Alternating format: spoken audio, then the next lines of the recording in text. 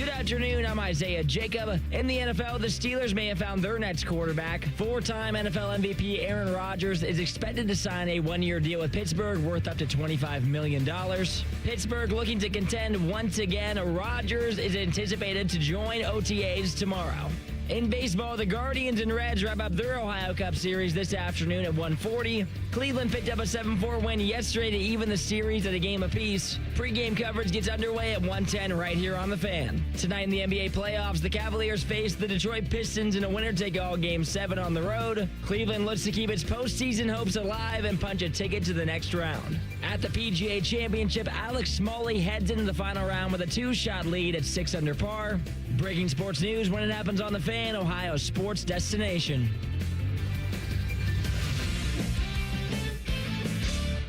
Live and local, it's time for Fan Sports Sunday. If the weekend is a big desert for sports talk, think of this show as an oasis. Yes, here we go. Come drink from our pool of hot takes as you quench your thirst with. I thought I was going somewhere, but I'm not. So let's just start the show. Welcome into a Fan Sports Sunday. I'm Dylan Gonzalez, sitting next to Ryan Baker, and Isaiah Jacob is behind the glass. And I'm really excited for the show for a couple of reasons. One being all three of us have worked at previous radio stations in the market before. It's like the Fired Radio Guy Association we got over here. Well, I don't know if you guys got fired. I know I did. Also, Baker is probably the person, if you exclude Dylan Tyre, of all the personalities on the Fan, Baker's probably the one that I've known the longest. That is true. And we disagree on pretty much everything We do. all the time. A lot. So this should be a real entertaining 2-ish hours. We're going to be out around 1:10 for some Ohio Cup action between the Guards and the Reds.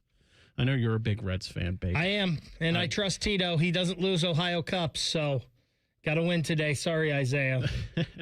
What do you think about that, Isaiah? Already disagreeing off the red, which I knew Baker and I would land on today. We've already split the series heading into today. I'm excited for a lot of good action in Cleveland today. We got the Gardos taking on the Reds, and then my Cavaliers playing later on. And I'm guessing you're more into the Cavs today, right? As you should be, because this is who cares? One of 162 in baseball, but you got plenty of time. But this is it for the die. Cavs. Yeah. For the Cavs, this is the end of the rope here. Possibly tonight, you either win in advance or lose, and my dreams are crushed of this core ever win anything meaningful. And then for the Guardians, they've got plenty of time this season to ride the roller coaster until they eventually, obviously, make the playoffs. Which I'm sure they will. So that series right now is the Ohio Cup, that is. Guards, Reds, they've both won one. So the rubber match today. And then they'll play another one in Cincinnati, right?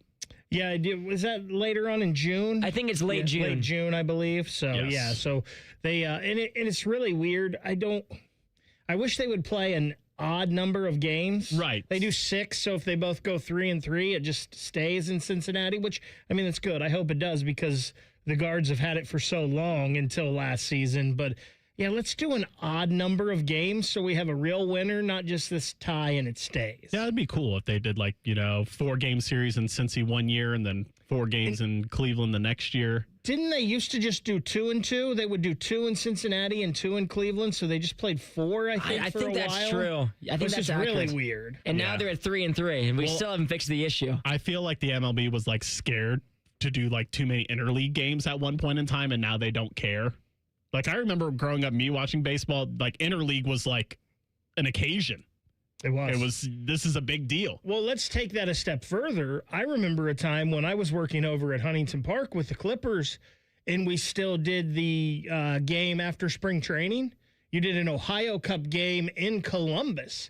And I was at one where it got snowed out even. That was really? In April? Yeah, it was I think it was 2011 or 2012. And this is how long ago it was. Carlos Santana, I believe, was still he had just went up from the Clippers to the Guardians, but then Indians. Michael Brantley had became a full-time Guardian. I think Jason Kipnis, that was his time as well. So, yeah, I mean, this was not that long ago where they still did that at Huntington Park. They came back from spring training and then did one more game here in Columbus before it started. That was Carlos Santana's first roundabout on the Indians at that time, not his fifth or whatever we landed on. I will always love Carlos Santana because at the time working for the Clippers TV, they wanted us to get like former Clippers promotional videos like they could put on the big board and play throughout the season. And I remember going up to Carlos Santana, and he could hardly speak any English at all, but he still gave us a "Let's go Clipper."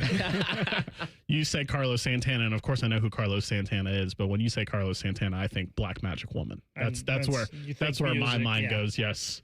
But that's understandable. One thing we do agree on, Bake, is we are both a fan of the fight sports, specifically MMA. I am a big MMA We guy. had the Rousey Carano card on Netflix last night that also featured Francis Ngannou and Nate Diaz. I got to tell you, I could have done without it. After watching it in hindsight, I could have done without it. And I know this MVP Productions, which I believe the Paul brothers started, but they're not totally in charge of still. They said they're going to do more MMA fights. You're going to need to get some fighters in their prime out here and some better matchups for this to go over because the fights last night were not great. And some people are going to be like, what are you talking about? Nate Diaz versus Mike Perry was awesome. Just because some guys are tough as nails and take a lot of punches to their face doesn't mean it's a good fight. Yeah, I mean, here we go. I kind of disagree with you. This was the first time that this production did MMA and not boxing. And I think they did a good job of getting three pretty big names when you're pitching to the casual MMA fan, getting Ngannou and Rousey and Nate Diaz. I don't understand Nate Diaz's the hype with him at all. I feel like the Diaz brothers are just good at getting beat up and people like it. That's one thing we do agree on. But they got big names. I think it was good for the first big fight. And here's the difference to me. So the first ever UFC pay-per-view I ever purchased was the first Silva and Chris Weidman, and it also had Ronda Rousey in her prime on it. The two main events lasted about a combined 3 minutes long. And I remember being pissed off spending $80 to watch Anderson Silva and Ronda Rousey for a few minutes. With this Netflix thing, so Ronda Rousey, she put the armbar in on Carano, and that was a 17-second fight.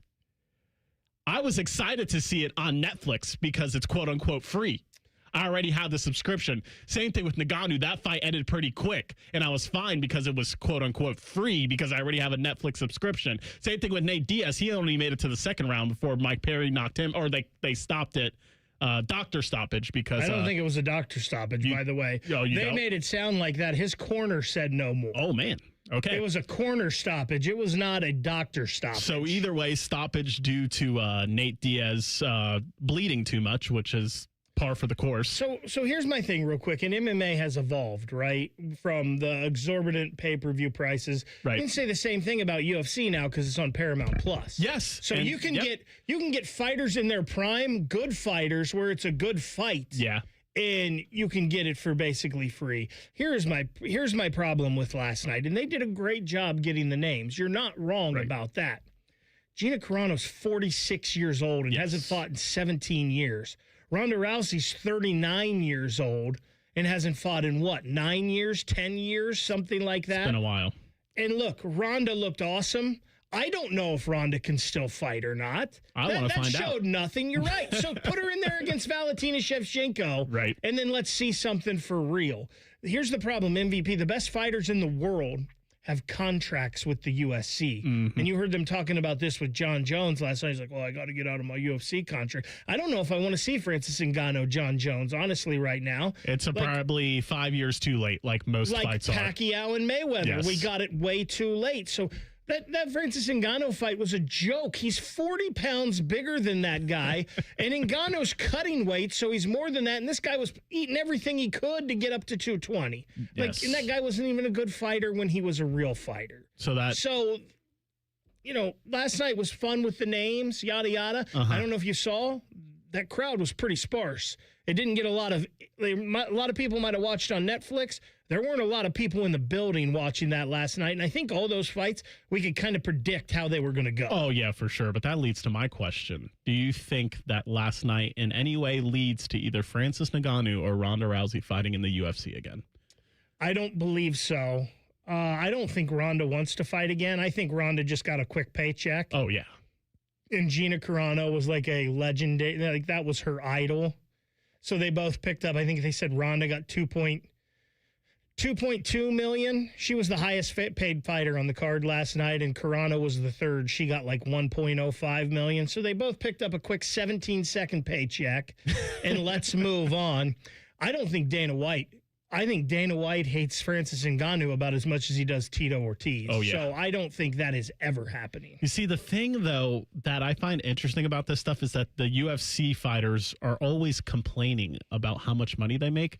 This promotion's paying the fighters. So I wonder if you're going to start seeing people exit their UFC contract, and at least for like a fight, seeing what's going on over with Jake Paul and these MVP productions. I mean, why wouldn't you if you're going to go over there and fight a nobody? Right. You know, now if we're going to get some real fights, then maybe here's something I will always say with that and about the grass isn't always greener.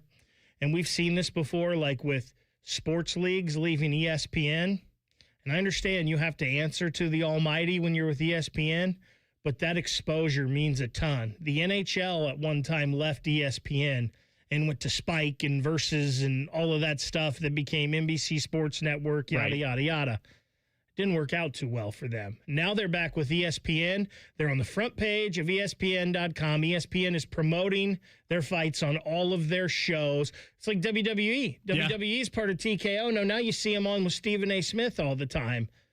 You didn't get exposure like that before. Yeah, I saw it all over ESPN's homepage, and like you said, they're doing the same thing with the WWE. So having the promoting partnership with ESPN is going to be a big deal for WWE and MVP Productions moving forward. Coming up, we're going to switch gears, though. Big news coming out of the NFL yesterday. Aaron Rodgers is going back to Pittsburgh. We'll dive into that next on a Fan Sports Sunday. Wake up with the Fan. Eat lunch with the Fan. Go to bed with the Fan. Dream about the Fan. Then change your sheets. Gross. Ew, you guys are gross, but stick around in case I don't find anyone else. The Fan. Now streaming on Paramount Plus. Beth and Rip are back in Dutton Ranch. This life here is gonna work, isn't it? We'll make it work. Starring Kelly Riley, A legacy is a beautiful thing, but only if it survives. Cole Hauser, Let's go to work. Ed Harris, Family is the only thing worth fighting for. and Annette Benning. I can make this a lot harder for all y'all. And peace will have to wait. Dutton Ranch. New series now streaming on Paramount Plus. Grilling season starts now at Billiards Plus. Shop top-of-the-line grills and turn every cookout into a win. Then bring the fun inside with pool tables, shuffleboard, and more. Everything for the ultimate game room. Billiards Plus. Grills, games, and good times. Online or on Dublin Center Drive in Dublin. Hey, it's Timmy Hall for Central Ohio's most trusted orthopedic practice, Orthopedic One. A couple years ago, I felt like I was breezing through life. I was tearing through rounds of golf, and it hit me. Excruciating hip pain. Hip that would not go away until I saw my friends at Orthopedic One. Then, bye-bye pain. So if you're dealing with constant pain or you suffered an injury, start with the specialist. Start at orthopedic1.com. There's no referral required, and there's several convenient locations in Central Ohio. Schedule your appointment at orthopedic1.com. The Reds are on the radio. Swung on crush. High, deep left field. There it goes. A 3-run go-ahead blast for Eugenio Suarez. They're waving around Friedel. Up throwing Anthony. Throw to the plate, not in time. And the Reds walk it off at 11, 6-5. The quest for October baseball is underway. Hear all the action all season long on your home of the Reds. Hey, it's Anthony Rothman here for Germain Honda of Dublin. Gas prices are up. You can drive smarter with a fuel-efficient Civic, Accord, or CR-V hybrid. More miles on every tank and keep more money in your pocket. And here's the best part. Great lease and finance rates are available right now for qualified buyers. Get so much more out of your tank of gas. Visit Germain Honda of Dublin. They're just south of 270 on Sawmill Road, or shop anytime at GermainHondaofDublin.com. Hey, it's Bobby Carpenter. Bring your landscape back to life with an unbeatable deal from Ohio Mulch. 5 bags of premium mulch for just $10. You choose from absolute black, brown, or red to make your flowers pop and your curb appeal shine. Visit OhioMulch.com to find a location near you. It all connects. The girl who walks for hours to bring home the family's water, the school she can't attend most days, her little brother's belly laugh, her dreams of being a teacher, an engineer, the mayor. It all connects. But at Child Fund, so do we, through everything we do, so every child can grow up healthy, educated, and safe. Because we need each other. Learn more at childfund.org. Spring cleaning isn't just for your house, it's for your life. If your job is getting old, it's time to clear the clutter and spring into IT. Go to My Computer Career. My Computer Career helped me get the skills and certifications I needed to start a new life as an IT professional in months, not years. Earn the certifications the top employers are looking for right now. Visit mycomputercareer.edu and take the free career evaluation to see if it's time to spring into IT. Financial aid is available to those who qualify, including VA benefits. Delaware County Veterans Services, here for those who served. Located on the ground floor of the historic courthouse in downtown Delaware, our team of veteran county veteran service officers is ready to help you access VA benefits, emergency financial assistance, dental and medical grants, transportation, and more. Need a ride to a VA appointment? Facing a financial emergency? Are you or your spouse simply looking for answers? Then give Delaware County Veterans Services a call. 740-833-2010 to schedule an appointment. Delaware County Veterans Services. We've all been there. You come home after a long day only to find water dripping from the ceiling. Your roof has decided it's had enough. And now frustration sets in. Another unexpected problem added to your never-ending to-do list. At Newman Roofing, we get it. That's why we make the process simple and stress-free, handling every detail with professionalism, so you don't have to worry and can get back to the things that matter most to you. So, how do you begin? Step 1. Schedule your free estimate by calling our office at 614-NEW-ROOF or visiting our website, newmanroofing.com. Step 2. Meet with one of our trusted representatives who will guide you through the best plan for your home. Step 3. We get to work, and you watch your roof transform before your very eyes. Whether it's your roof, gutters, or siding, the Newman Roofing team is here to guide and support you every step of the way. Call today at 614-NEW-ROOF to schedule your free estimate and experience the Newman Roofing difference. Don't just get a new roof, get a Newman roof. Hi, radio listener. Are you having a stressful day? Do you want to unwind before you go home to your annoying family? Good news. You can spend time with our annoying family, Common Man and Timmy. Weekdays from 3 to 6. The Fan. Fan weather.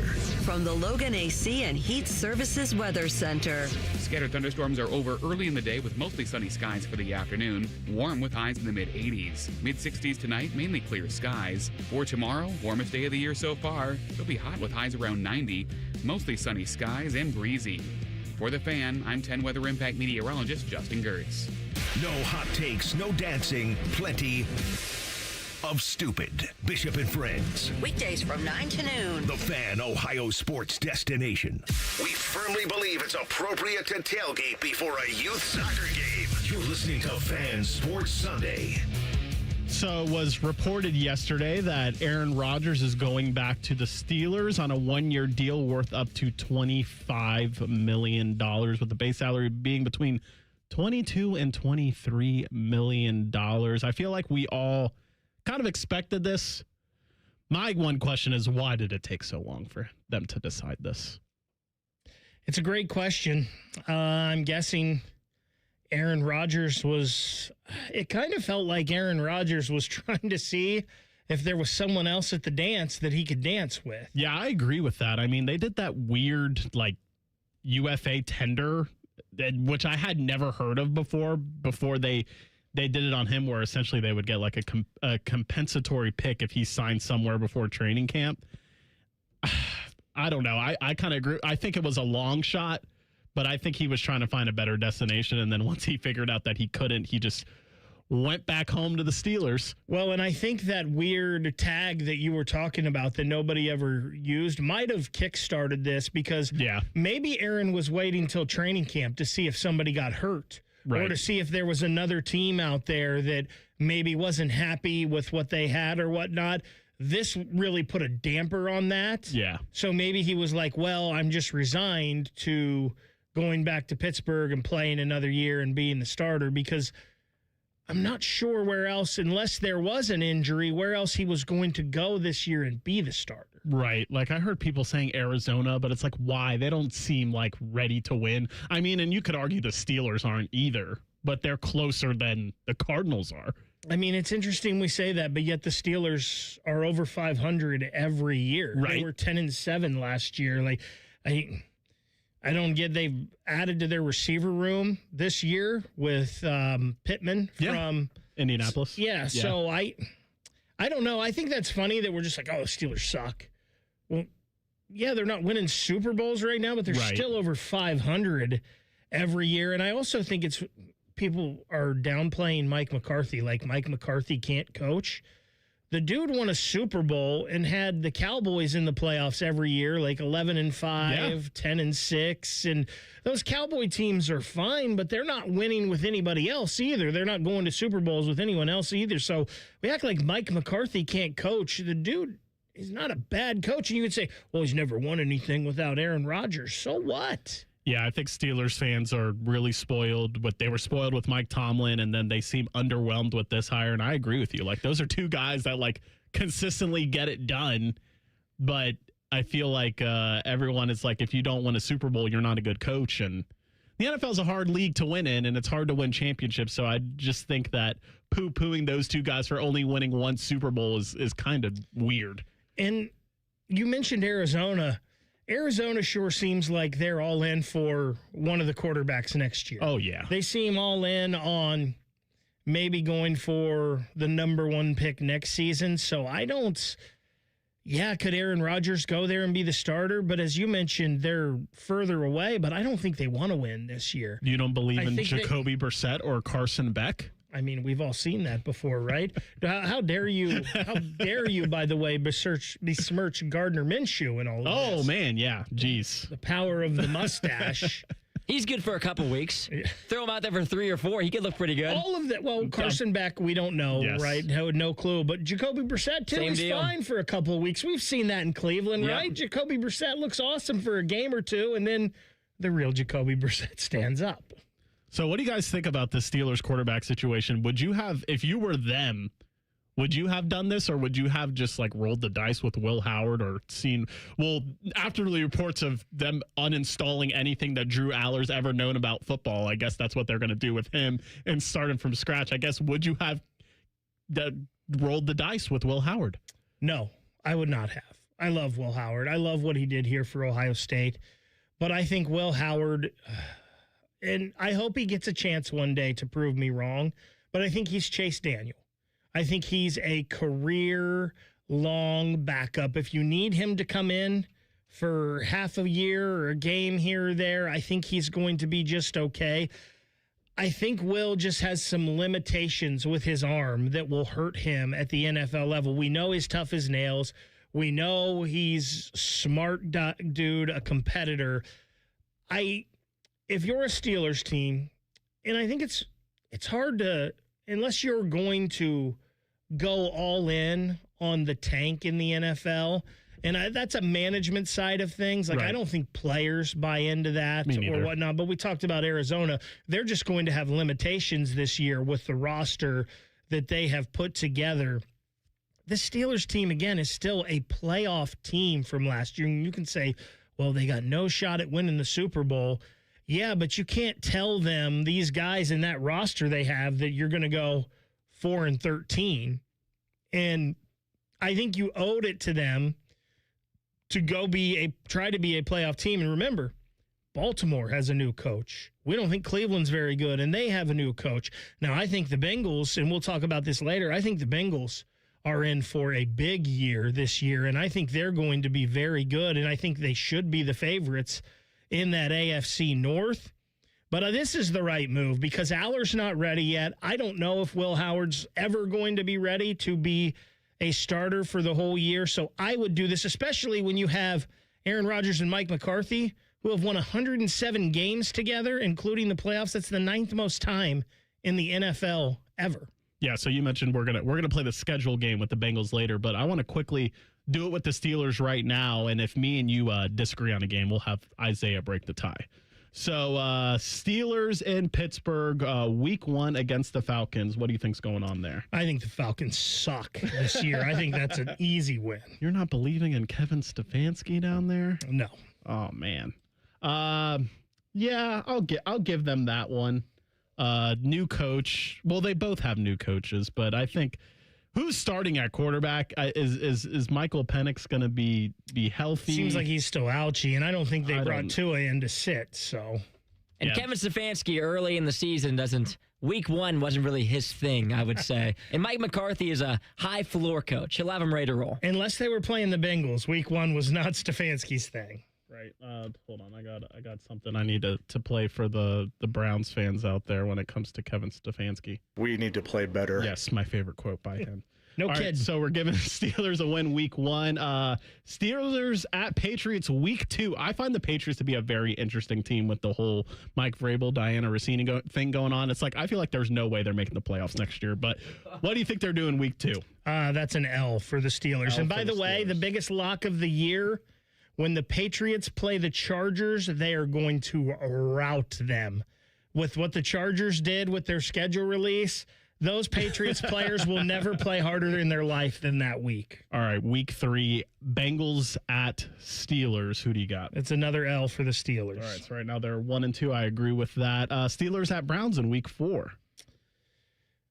I'm trying to remember what I did on Bishop and Friends. I think I gave the Browns a win here. So let's go another loss for the Steelers. I'll agree with that. I think that they'll probably split that. So let's give the home team the win in Week 4. They play the Colts in Week 5. That's a home game for the Steelers. I'm not a Colts believer, and I don't believe Daniel Jones will be back yet for this one. So let's go Steelers win. Okay, I think I could get behind that too. Steelers at Bucks in Week 6. I'm a Baker bro at heart, so I'm going to go Baker and the Bucks. One of the many things we disagree about, but I think it's early enough in the season that Baker's still going to have the chip on the shoulder. He's going to be on the right part of the Baker Mayfield cycle. If you know, you know. So I'll give the Bucks a win there. So right now, through 6 weeks, we have the Steelers at 2-4. It's very un-Steeler-like. Week 7 going into New Orleans. That's a win. Okay, I agree with that one. And then the return game against the Browns in Pittsburgh, we're going to give that one to the Steelers. We said they'd split, so they're back to 500 This now. is more Steelers-like. Week 9 at Cincinnati. I think that's another L. I just think Cincinnati's too good this year for them. You're very high on Cincinnati. I am. I will get behind that. Steelers at Eagles, Battle of Pennsylvania in Week 11. There's a lot of drama with the Eagles, but I still think they're a good enough football team to get the win. All right, so they're 4-7. Wait, did they have 4-6? 4-6 right now. Yes, they had a bye in Week 9. So 4-6, and then they're hosting the Broncos in Week 11 or Week 12. Team coming west to east. I think I like Pittsburgh in this one. All right, so let's. I think I like that. I think the Broncos are going to take a step back. So we'll go. They're 5-6 right now. Then they play Houston at home in Week 13. I think that's CJ and the Texans. Okay, so they're down to 5-7. Steelers at Jags. I am not a believer in the Jaguars still. I don't believe in Duval, but I think that's a tough trip for the Steelers.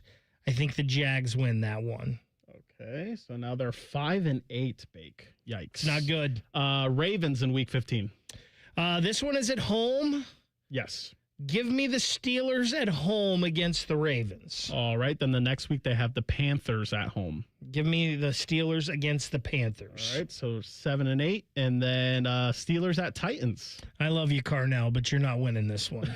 All right, so now they're 8-8, and then to see if they have a winning record again on the road in Baltimore Week 18. Gosh, I can't give them both against Baltimore. I can't believe I would say the Steelers have a losing record. Yes. But they're not beating Baltimore. So according to our schedule game, the Steelers will have a losing record for the first time in a long time, but still around 500 and staying in purgatory. I think Steelers fans everywhere just broke their radios. Maybe so. All right, so 8-9 for the Steelers according to our schedule game. Coming up next, we'll talk new turf and uniforms and all things Ohio State on Fan Sports Sunday. Aaron, I've invented something really important. Great. Tell me what it is. You know how water heaters never give the homeowner any sort of signal that they are about to quit working? Jerry, did you invent a way to solve that problem? I sure did. I call it the Eco First Responder System. I like it. How does it work? Well, When your hot water heater quits working and you have no hot water, just call ECO before 5 p.m. and we guarantee to install your new hot water heater that same day, even if you decide to go tankless. Jerry, that's been our policy for a long time. What exactly did you invent? I invented the name, Aaron. The name. The ECO First Responder System. I thought you said you liked it. Sure, Jerry. It's a great name for a really strong guarantee. When your water heater quits working, just call ECO before 5 p.m. and we guarantee to install your new hot water heater that same day, even if you decide to go tankless. You're a great guy, Jerry. I'm really glad you work here. Get an ECO. ECO. GetEco.com. I love Right Pack Credit Union because they're solution driven. I feel valued as a member. They're focused on the latest technology and the personal connections. Experience benefits that go beyond banking with Right Pack Credit Union. Just ask our actual members. I definitely recommend Right Pack to all my family and friends as a credit union of choice. Visit one of our Columbus area Right Pack Credit Union member centers near you. Based on individual members' experiences, results may vary. Tire Discounters has turned 50. In 1976, founder Chip Wood had two things, a mission and a mustache. One helped him start a business. The other helped him start a family. 50 years later, Tire Discounters is still owned by Chip's family, living by the golden rule, which means the Wood family treats you like you want to be treated, like family, but without all the bickering, of course. T-Bone and Tybus are everything you want in a delicious breakfast. Lots of empty calories, no nutritional value. Weekday mornings from 6 to 9. The Fan. Garnish your Bloody Mary with sports talk. You're listening to Fan Sports Sunday. All right, so during the commercial break, Baker said something about Strider bikes, which I had a question about a couple weeks ago on this because my daughter Gianna, she just learned how to ride her bike like a month ago. And it was like a struggle for me on what I should do. Should I be real hands-on with it? Should I get her one of these Strider bikes, or I think some people call it a balance bike? I feel I don't know if those existed when you were a kid or when I was a kid. Isaiah, you're a little bit younger than me. I don't know if they had the Strider/balance bikes going on when you were learning how to ride a bike. Not for me. Yeah. I have no idea what that is. It's essentially a bike with no pedals. Yeah, it's just a bike with no pedals. And they're trying to learn the principles of balancing without the pedal. So, and we were talking about this because somebody brought it up in the YouTube chat. From my understanding, these Strider bikes were used for because I have a bunch of friends that live out in Western Ohio, and they all race dirt bikes and all of that. That's what these were for. These Strider bikes were for kids to learn how to ride a dirt bike and the balance of dirt bike and all of that without pedaling. At least that's my understanding of them. Now, if they help your child ride a bike, but I feel like we all as kids had the big wheel, and sometimes we bypassed the pedals and just used our feet anyway or whatnot or Right. something. But that's my understanding is it was used to help kids get ready for dirt bikes. Yes, I thought about buying one, but the problem is they're almost as expensive as an actual bike. Yeah. So it's I'm going to get the Strider bike hoping that she succeeds at that and gets on the other bike. And then what I'm going to do with this thing after I spend $50 to $100 on it, and then I have to get her another bike. What I learned, at least with my kid, if there's anyone else out there that's struggling to, or their kid is struggling to learn how to ride a bike, when I left her alone is when she had the most progress. I was like, just get on the bike. Good luck. Don't fall. If you don't want to get hurt, don't fall down. Sink or swim. Exactly. Just basic human instincts kicked in. And literally 15, 20 minutes later, she was zooming around the place. I think, and you realize this, Dylan, as you have gone through parenthood here. Gianna's what, 6, 7? She's 7. 7 years old. Every kid has a different motivation. Right. Every kid has a certain thing that's going to get them to either not do something or do something, some kind of incentive. And I think with any kid, with any of this, you just got to find it. You got to find that thing that they care about the most and use that as the bait.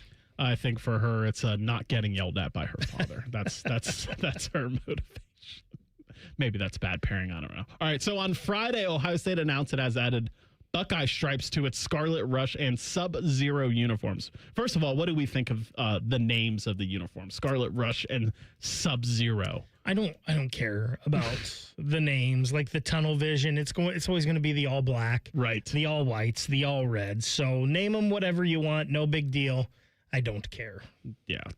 Speaking of the whites. Yeah, the whites are good. Thanks. I got to be honest. They are pretty darn good. And I'm not I've said this before, I'm not a monochrome uniform guy. I like contrast. And usually I'm definitely not a fan of all white on the football uniform. I think Texas is maybe a little different, but I still like Texas's home jerseys more than their all white look.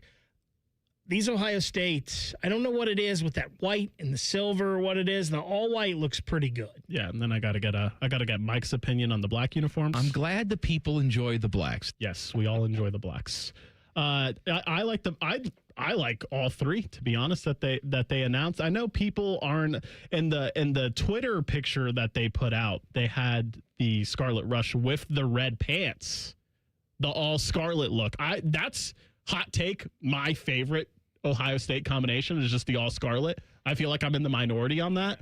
Well, you're definitely you're definitely split in this room because I don't like it at all. I would say that's my least favorite. Yeah, I don't like it at all. Yes, so. That's the reaction that I get from most people is like, "Ill, why do you like the all scarlet?" And I don't think any of it's ooh. I think they're all fine and they all work. I'm just not that all red. Just not for me. What do you think of the conversation that? And a lot of people on this station have this opinion, and I don't think it's right, wrong, or indifferent, that people are like, oh, you're Ohio State. You don't need to do this gimmicky uniform stuff. I do think that's very fair because Alabama doesn't do it. Penn State doesn't do it. I think sometimes you're bigger than that. Here's my thing. In a one-off situation, one time a year, I'm okay with it. Even now, you're in the playoffs if you want to do it once during the regular season and then maybe once if you have a home game in the playoff. You have that home game like you did with Tennessee. You did the all reds against Tennessee. Okay, I'm okay with that. But I do think you have one of the, if not the most iconic football jersey in history. Like there's a handful of them up there. The Raiders, the Cowboys, Alabama, Penn State, Michigan even with an iconic uniform. I don't think you need to do that sometimes. The one-off scenario I'm okay with. If they try to do all three of these this year, I'm not going to be happy with that.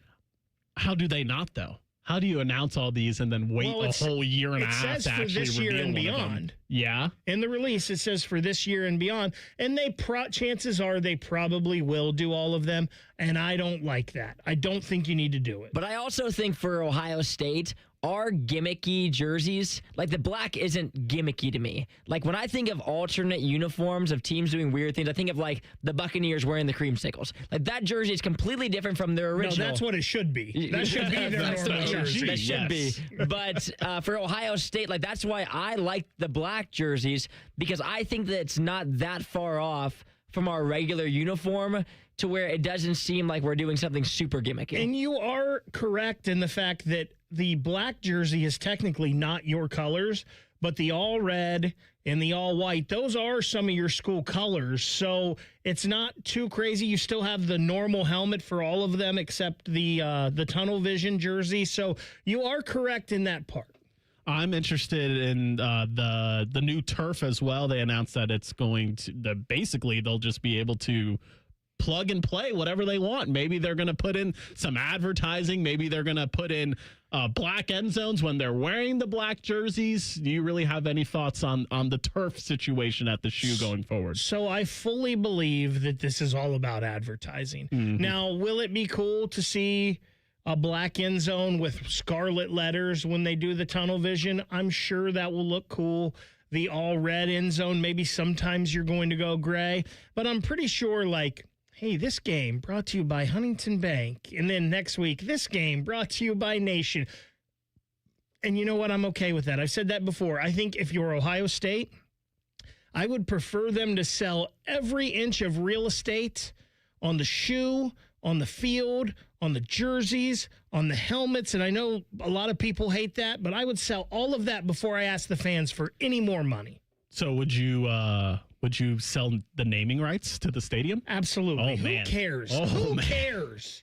I normally don't care, but this is like one thing that's like an exception to me. Like I don't want the shoe presented by Raising Cane's or insert anything. I would much rather have that than they come to me and be like, hey, would you round up for NIL so this player can have more than $1 million? You don't want your $12 beer at the shoe to be $15 now, Big? No, I don't, quite frankly. Isaiah, I don't want my $12.50 beer to be $12.51, quite frankly. So you're not about giving to the effort at all. You feel like you've done enough. I'm there. I'm buying the gear. I'm supporting. That's what fans are supposed to do. I don't quit asking the fans for more. Yeah. I mean, I don't know. I feel like if you want to round up, so be it. That's on you. You could just say no if you want to. Correct. You could just You're not wrong. I'm just saying, like, I don't think that should even be in play, quite frankly. I don't even think the fans give enough. I don't think, like, you're not bringing ticket prices down because we're rounding up. You're going to keep adding to the ticket prices. It's expensive enough. Oh, yeah. Like, I couldn't imagine having a family of 4 and taking them to an Ohio State game. And how much it costs and all the time. And then you want more from me? Pound sand. Yeah. Every time I've gone to the shoe, I've only bought one ticket and have found a friend to buy another ticket. I don't think I'll ever take my kid there because I will never be able to afford it, I don't think. And that sucks because she deserves that. Every kid, like, I remember going to the shoe as a kid. Like, that is something that should be easy for Buckeye fans. And you know what? That's how you carry the tradition. Right. Like, maybe a spring game we'll be able to afford. But coming up next, 23 years later, Eli Manning explains what really went down with the San Diego Chargers. That's next on a Fan Sports Sunday. We have so many local shows, I can't fit them in a 10-second promo. So let's just say we're live and local all damn day. The Fan. 2 guys drove to work. Neither guy wore a seatbelt. One guy got a ticket. One guy didn't. The same 2 guys drove home. One guy wore a seatbelt. One guy didn't. One guy made it home. The guy not wearing his seatbelt didn't. Don't risk it. Click it or ticket. Paid for by NHTSA. Here's a tale of Becky. Didn't know what to do with new meds prescribed and no real cost clue. She squinted at prices, that can't be right. Then tapped GoodRx and saw the light. She can get a deal, book telehealth if she feels. Learn about those meds without any stress. That one little app does all the rest. Even my horse downloaded it. Dang, save time and money on prescriptions. Check GoodRx. GoodRx is not insurance.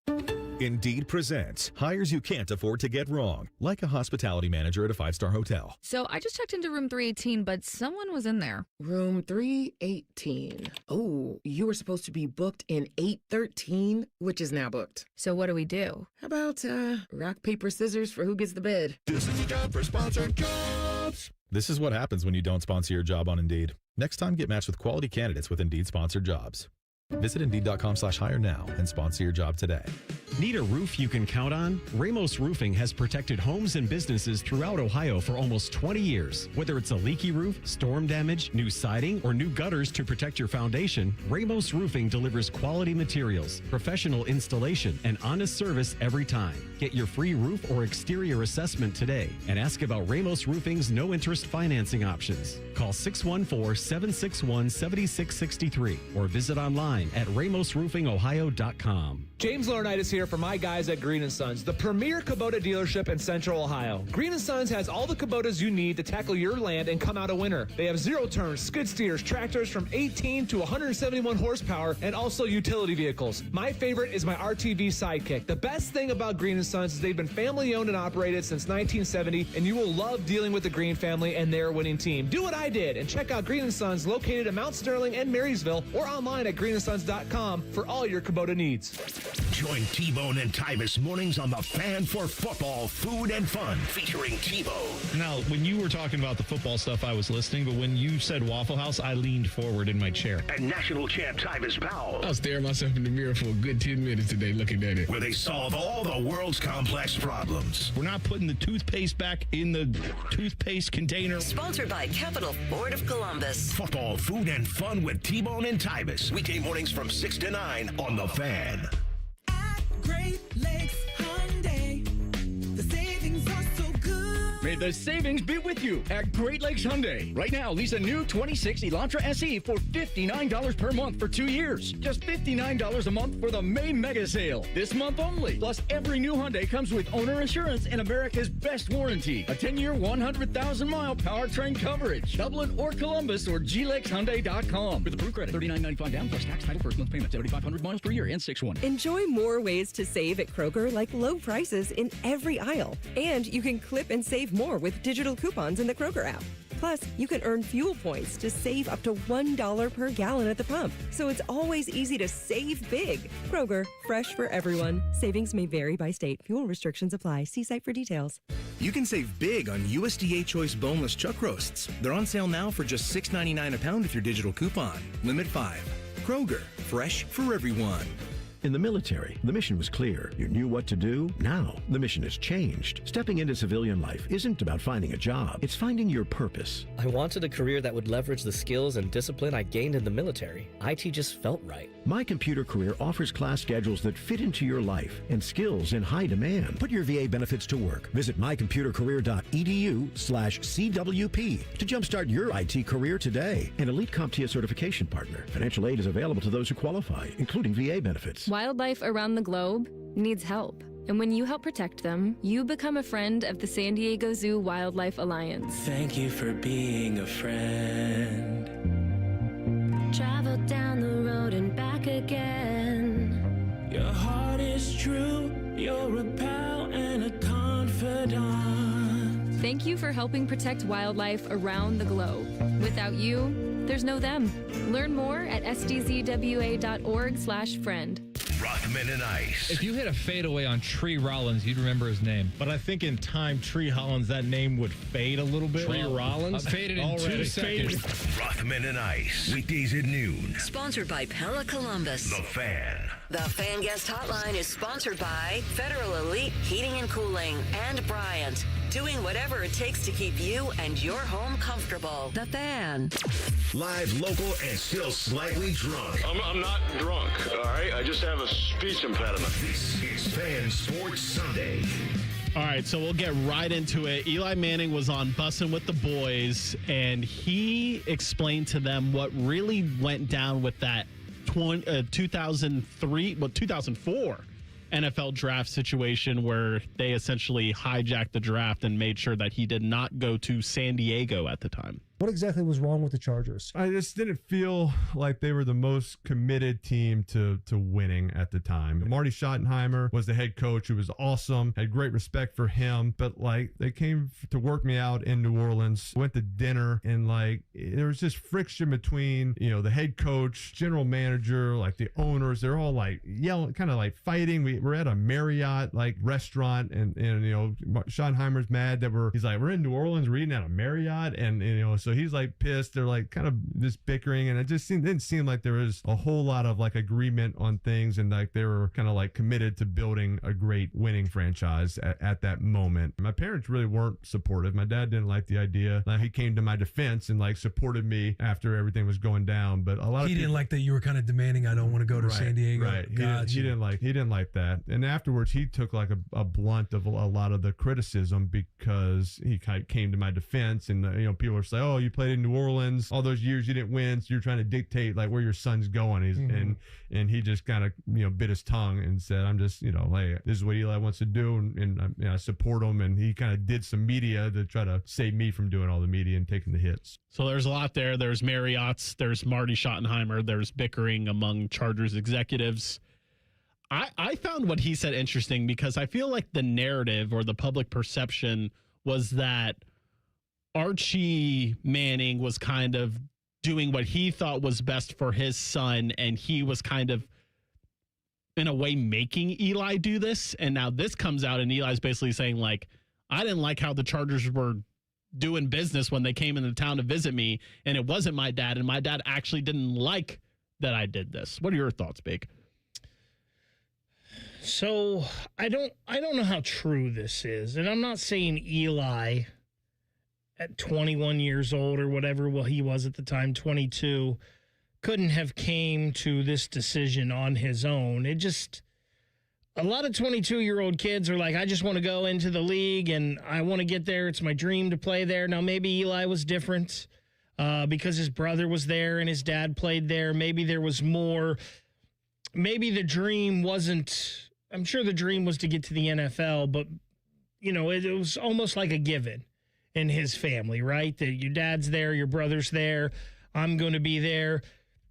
It just seems like there had to be more people in his camp that would have gotten his ear and said this. Now, maybe this is exactly true, and Eli felt that way. That Chargers team, I know Drew Brees had an injury. He wouldn't have had it yet. So that's my thing. Like, Drew Brees wasn't what Drew Brees became yet.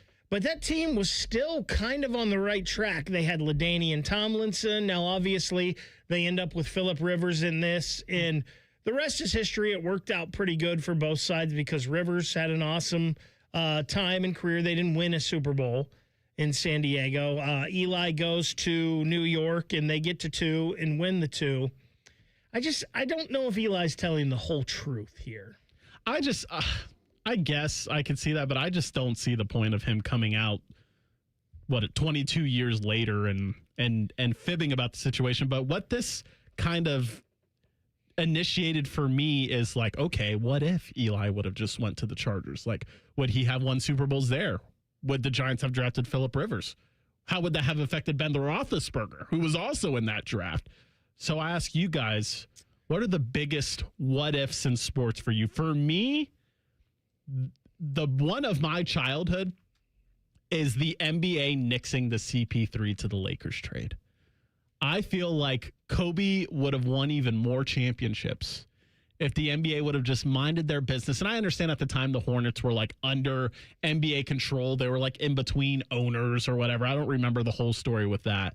But it's like Kobe with CP3 and Pau Gasol, he might have got to 6 or 7 championships.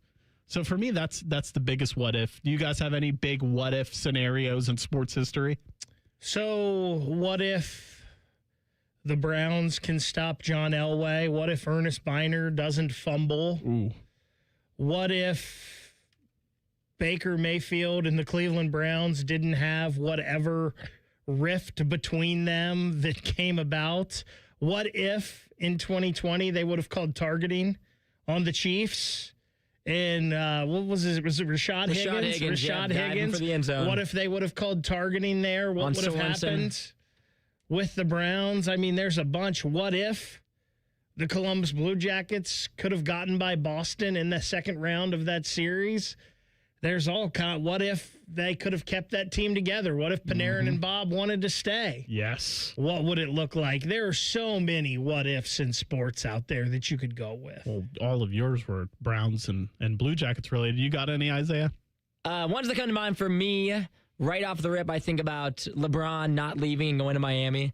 What if he had decided he was going to stay in Cleveland? What would the rest of his career look like? Would he have eventually left? Would he have stayed the whole time? The other one, too, and there's so many of them, especially like you think about Andrew Luck comes to mind. I was in Indy when he retired. I was at the press conference when he decided, and after that game, that he was going to retire. It's a good one. Oh, it was a crazy one. And then the other one, too, and this one doesn't get talked about a lot because it's kind of a tough subject, but the Michael Vick years, a lot of his prime years, he wasn't able to play quarterback. You think about what a stellar athlete he was with the Falcons, and then he came back and did play well for the Eagles after that, but the years that he was in prison for, what would that have looked like? What if the NBA didn't tell Michael Jordan to go away for those 3 years and he won 9 championships in a row and Dylan would have no leg to stand on then?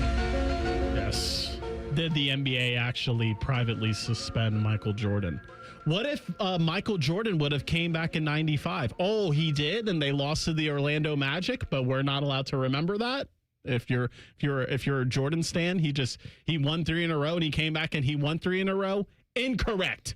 He came back in 95 and they lost to the Orlando Magic. Not a whole season. That's what happened. But we wanted to praise him when he scored 50 in the Garden. That counted in the 95 season. But him actually losing to the Magic, we gotta forget about that. You need to calm down because this isn't your normal show here that isn't going to fight back on you on this. So let me put this one out here for you guys. What if Braxton never got hurt? And that season, that national championship season, it was Braxton the whole way, not JT. I don't know if that would have been a good thing. I don't know if it would be either. I asked Tyvis about that the other day, and he, of course, is going to say yes, they still would have won the national championship.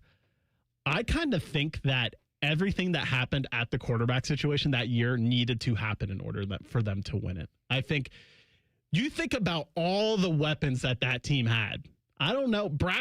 First of all, let me start by saying this. There will be no Braxton shade in my presence. So when I say this, there's no shade meant to be thrown. He wouldn't have been able to disperse the ball to all those weapons they had on that 2014 national championship team the way JT Barrett did, because he would have been doing it a lot more on his own with his legs. But then I really feel like they needed a quarterback to take the top off the defense to beat Alabama, which was not JT Barrett's strong suit. So I actually think that everything that happened at the quarterback position in 2014 was meant to happen in order for them to win the national championship. It can all be true, right? Like, it can be true that Braxton was an elite athlete. It can be true that JT Barrett overall might have been a better quarterback than Cardell Jones. It could also be true that Cardell was perfect for a team that had Devin Smith and Ezekiel Elliott, and you just throw the ball up high and far and let Devin Smith run under it, and that loosens the defense up for Zeke to go for over 200 in all those games. All right, coming up next, the Cavs have a Game 7 against Detroit tonight. Will they win it? We'll discuss it next on a Fan Sports Sunday.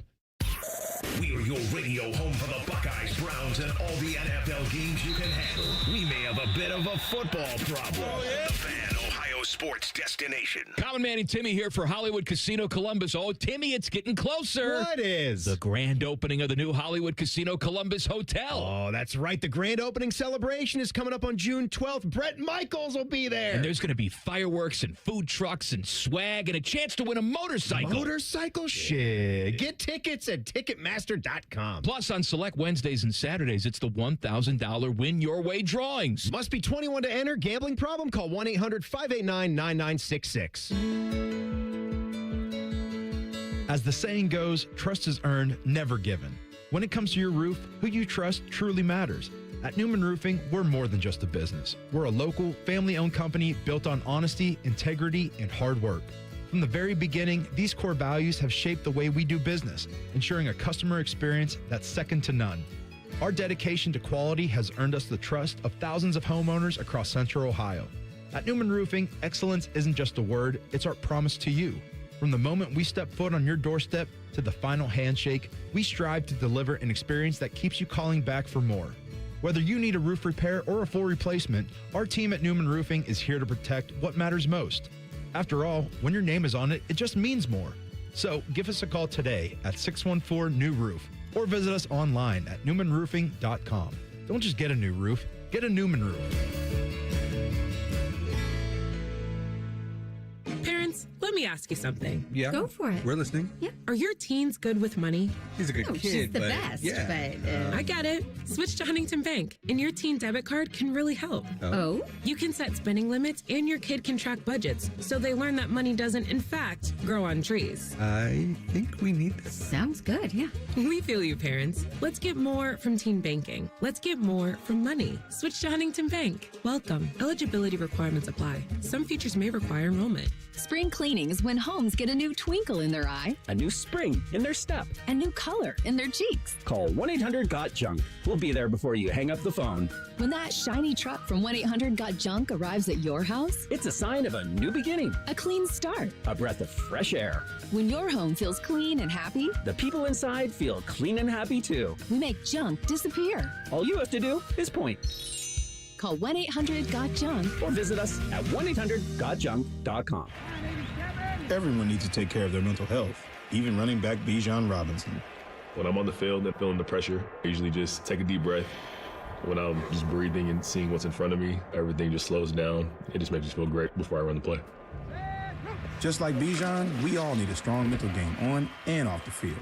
Make a game plan for your mental health at loveyourmindplaybook.org. Love you're mine. Brought to you by the Huntsman Mental Health Foundation, the Arthur M. Blank Family Foundation, and the Ad Council. Broadcasting live from the McDaniel GM Superstore Studios, driving excellence since 1916. Chevrolet. Together, let's drive. WBNS HD1 Columbus. Good afternoon and happy Sunday. I'm Isaiah Jacob. After another lengthy decision-making process, four-time NFL MVP Aaron Rodgers is expected to sign a one-year deal with the Pittsburgh Steelers worth up to $25 million. Rodgers is expected to report to OTAs tomorrow.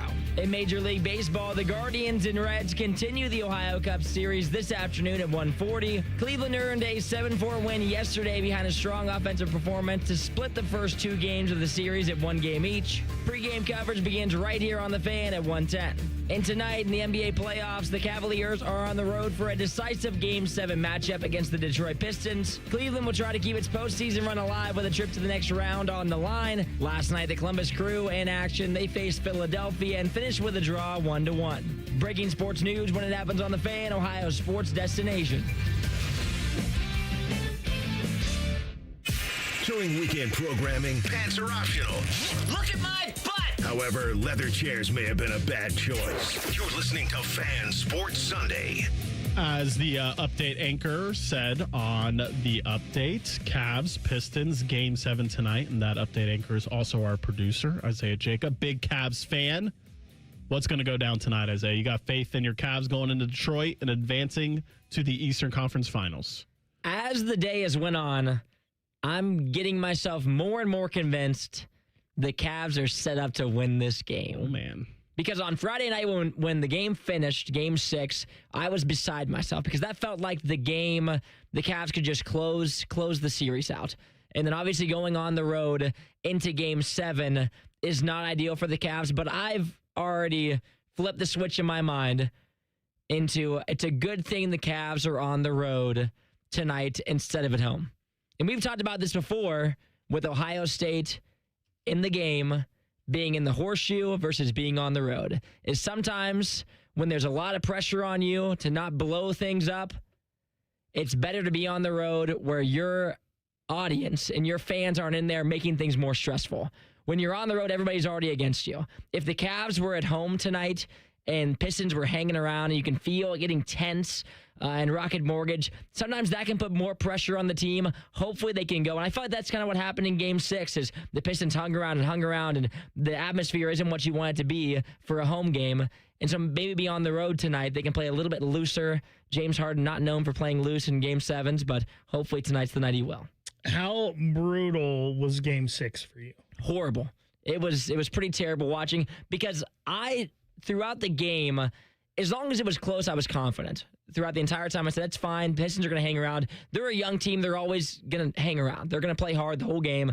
A lot of the older teams, we saw the 76ers do this. They kind of just gave up when they decided they weren't going to win the game for the night against the Knicks. Where the Pistons, they're going to play all four quarters, try to die on the court. And so I was fine with it being close throughout. But once the fourth quarter hit and the offense for the Cavs was completely non-existent, and they kind of fell in on themselves, and the Pistons began to pull away, I was shocked that it ended in blowout fashion. Baker, I'm about to make you puke. This is all going down exactly the way I wanted it to. I wanted the Lakers to win a round in the playoffs. I wanted the Cavs to win just one round in the playoffs. Because you want him back. So the reunition, is that even a word? Reunification? We can play I'm Coming Home 38,000 more times. Yes. And it'll be good enough. Both the Cavs are good enough that if you throw LeBron on there, I feel like they could win the East next year. And then if we want to go even crazier, let's do the Evan Mobley Giannis trade as well. Give me Donovan Mitchell. Give me James Harden, LeBron, Giannis, Jared Allen, all in one starting five going into the next season. I want it all, Bake. I want it all for the King so he can go get his 5th ring. So I'm not going to say this because of LeBron James, because I'm not a LeBron James hater. I recognize him as the second best player to ever play basketball. I would, sorry, Isaiah, for this. I know where this is going, I would root so hard against the Cavs next year if that happened. He's not a hater, though. Because all of the Cavs fans, not all of them, but most of them burned their jerseys. We hate LeBron forever. We're never going to like him again. And then he comes back and wins you a championship, and he's your savior. And then you want him to do it again. Like, I get it. It's fandom. It's fanatics. But you said you cursed his name. You burned all his jerseys. And then he came back and you loved him again. Like, I dislike that a lot. Yeah, Be true. Be true. Love your team without that guy. And you don't need him back. Win without him. I think it's all right. Let me ask you this, Isaiah, since you are the Cavs fan here. Who is more likely to play on the Cavs next year, Giannis or LeBron? I think it's 100% LeBron over Giannis. I still don't see the Cavs moving Evan Mobley. Like, I don't see them. Why, though? I don't see them moving Mobley because he's the last piece of the core. They moved off Darius Garland, which he felt like it was between him and Jared Allen were the piece to move. I would much rather move Jared Allen and try to see if we can run Mobley at the 5 than moving Evan Mobley, because the runway on Mobley is still so much longer. He was Defensive Player of the Year 2 years ago. You know what that gets you, though? That gets you losses. Like, Mobley's been in the league for what now? 6 years. 6 years? 5 years. We know what he is, and I understand Cavs fans hate Jared Allen. Do you know what I know about Jared Allen? The dude is a double-double machine. Yep. And I would rather have what I know than what could be. But I think maybe I'm wrong with that, but like, I'm one of those persons. I know people hate Colin Cowherd, but I heard him say one time, do you know what prospects get you? Prospects get you fired. Yep. Prospects and picks get you fired because that means you're not winning. And unless you have a LeBron James or a Connor McDavid or a Peyton Manning as a prospect where you know it's can't miss, they're going to be a star, give me something known, because I can't build around what might be. I can build around what I know and what this player is. And I agree with a lot of what you said. But unfortunately, tonight is the night where, depending on what happens, is going to determine what the future of the Cavs look like. To where I would say if they lose tonight, then I would prioritize Evan Mobley, because this team next year is going to be completely different. Like, unless you're bringing in LeBron, like, realistically, is Donovan Mitchell going to try to ask out for a trade? Is James Harden hanging around on a team that didn't make the Eastern Conference Finals? Like, there's so many question marks in what I think the Cavs could be next year. I wouldn't be surprised if we lose tonight, Don asks out, and we're going back into a rebuild. Who is the better player, Giannis or Evan Mobley? 100% Giannis. Then you make that trade 1,000 times. See, and I agree if Donovan's staying. Like, I think if Donovan's even if staying, he's not. I mean, even if he's not, but if he's not staying, we're not making that trade. Right. Because we're trying to get the runway in a couple of years. We'll compete again. If Donovan's asking out, then this iteration of the Cavs is over. We're going into a rebuild. If you have Jared Allen, and again, these are all hypotheticals. If you have Jared Allen, LeBron, and Giannis next year, and I don't know who your other pieces are, that team can't win? 100% can. It 100% can. And I mean, they would for sure be the favorites in the East, and then you would just have Oklahoma City, I think, is on the verge of becoming a dynasty. So you would, considering they have every first round pick until 2031. So, like, hypothetically, that would be the matchup. I don't think they're going to get both LeBron and Giannis. As a LeBron fan, I don't think they're getting Giannis anyway. I don't know why that's a thing all of a sudden, because Tyvus said it could have been. And, yes, I mean, he had somebody that said that. And then it got reported that knew, but I don't see Giannis coming here and signing long term, or coming to Cleveland and signing long term. So I don't think that's happening. I think that's part of the reason, because the trade was essentially be Evan Mobley and however many first round picks the Cavs can legally trade to the Bucks for Giannis. I find that you brought up Donovan Mitchell and whether he stays or whether he goes.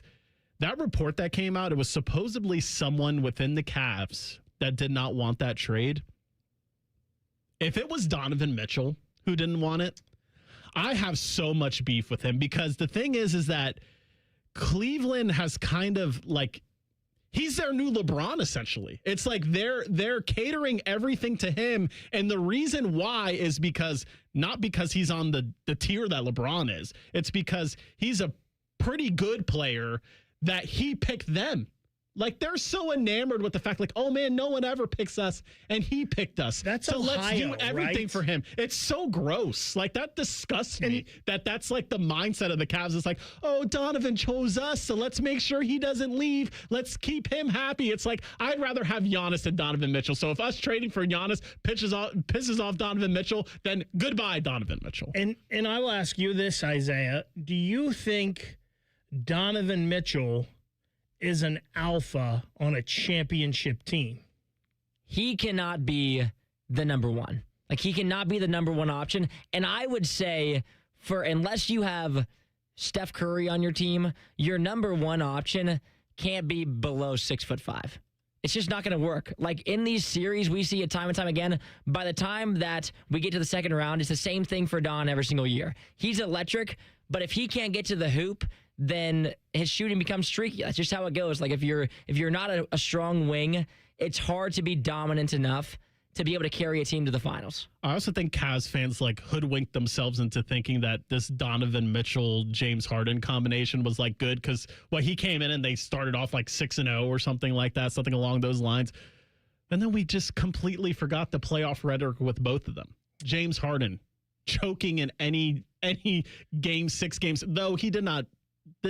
The jury's out with him now. I think he kind of justified himself in the past 2 games, but still, it's like the rhetoric with him is that he chokes in game 7s, and Donovan Mitchell's is that he can't get out of the second round. So today, they both have a chance to just completely get rid of those narratives about them. I understood the James Harden trade from the fact that Darius Garland was always hurt, and you weren't sure you were going to get there with Darius Garland and Donovan Mitchell in that combination. I also understand that you could get out from under his contract and could give you financial flexibility after this season. I will never understand bringing James Harden to your team because I don't know, unless you're a team that it is for sure you can plug and play. He's going to come in. He's going to be your 3rd or 4th option.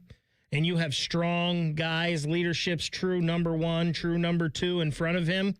I just don't see where he helps a team. And that's been my biggest hatred throughout this whole playoffs is I wanted it to be Donovan Mitchell, Evan Mobley, then James. Because he's had spurts where he's been really good. But if you ask him to be the number 2, and at times in this series, he's been asked to be the number 1 option for the Cavs because Donovan's been so streaky throughout. And that's been the thing that's plagued them the most throughout the playoffs this far. But I will say, if they win tonight, there's still a path for them to make it to the finals.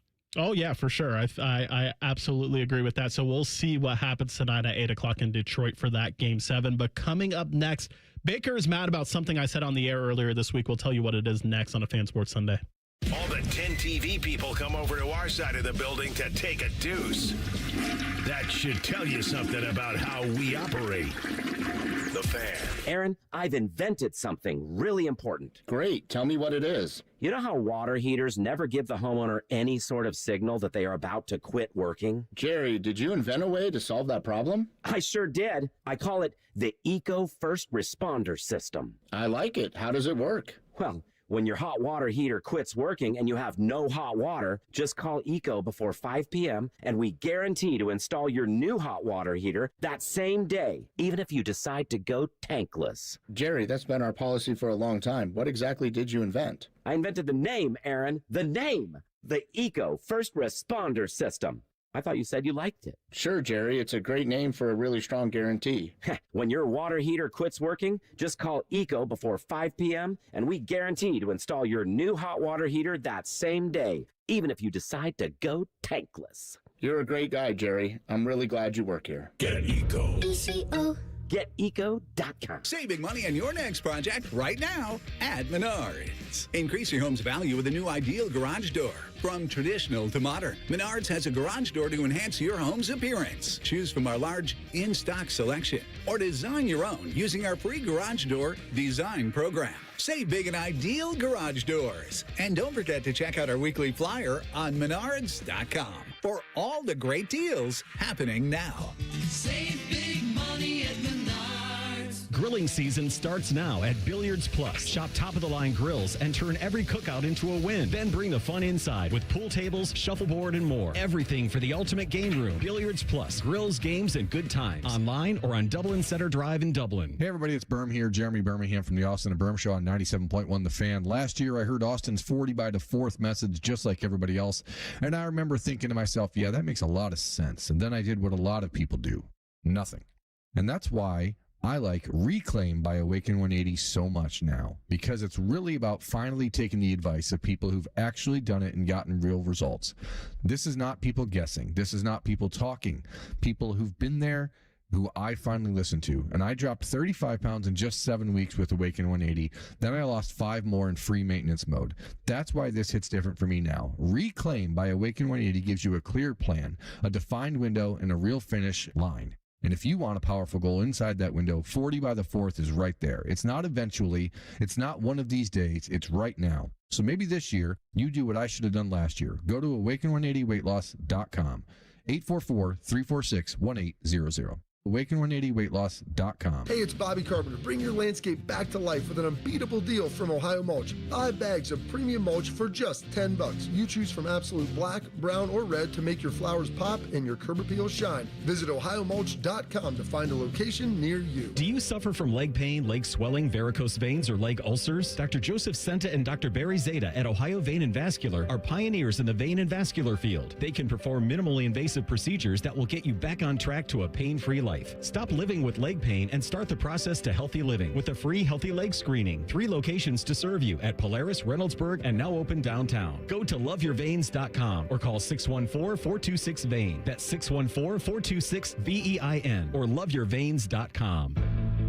I love Right Pack Credit Union because they're solution driven. I feel valued as a member. They're focused on the latest technology and the personal connections. Experience benefits that go beyond banking with Right Pack Credit Union. Just ask our actual members. I definitely recommend Right Pack to all my family and friends as a credit union of choice. Visit one of our Columbus area Right Pack Credit Union member centers near you. Based on individual members' experiences, results may vary. No way. Gas prices shot up again. I know, but I got us covered. So generous. What's your deal? What's my deal? I went to Metro and saved. Got 4 lines for just $25 each and 4 free new Samsung Galaxy A17 5G phones and all on the T-Mobile network. Ah, how about we go to Metro today?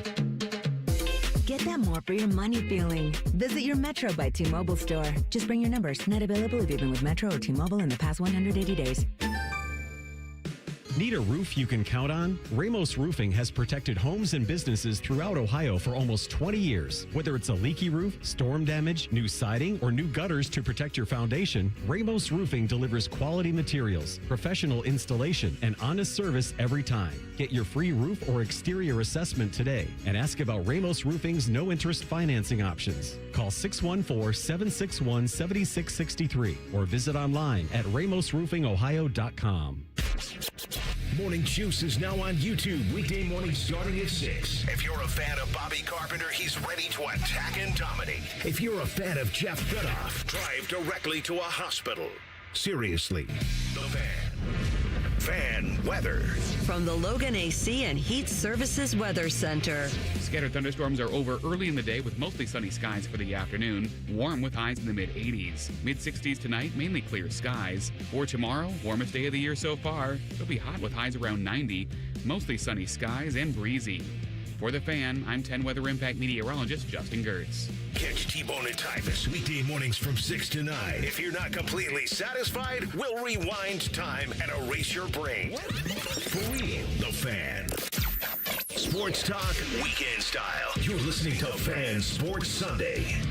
All right, so I opened this show by saying that I was excited to do this show with you, Bake, because I've known you longer than any other full-time person here at The Fan, and we often do not agree on anything, which I think is good for radio. It is good for radio. Good banter. So I produce T-Bone and Tyvus from 6 to 9 Monday through Friday, and then Baker immediately comes in and sits in the same chair as me right after Bishop and Friends 9 to noon, and often Baker comes in there and is like, "You don't actually believe X."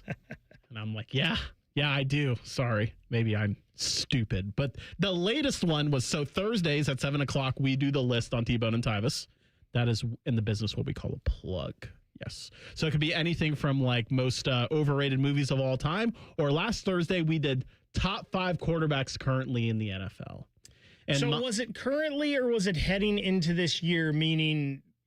I took it as heading into like who are going to be the top 5 quarterbacts in 2026. So who are going to have the best years this year? That's kind of the way I took it. And then kind of like their resumes played a factor for me. I didn't completely throw them out the window. But for me, my list was Matthew Stafford at 5, Patrick Mahomes at 4, Joe Burrow at 3, Lamar Jackson at 2, and then the one that caused Tyvus to almost go through the glass and punch me in the face and Baker to do so also was that I had Josh Allen as the number 1 quarterback in the NFL as of right now. So you think right now you have a team and you're picking number 1, you're taking Josh Allen. Yep. That's insane. Why? That is absolutely insane. Because in the NFL, the quarterback hierarchy starts at Patrick Mahomes.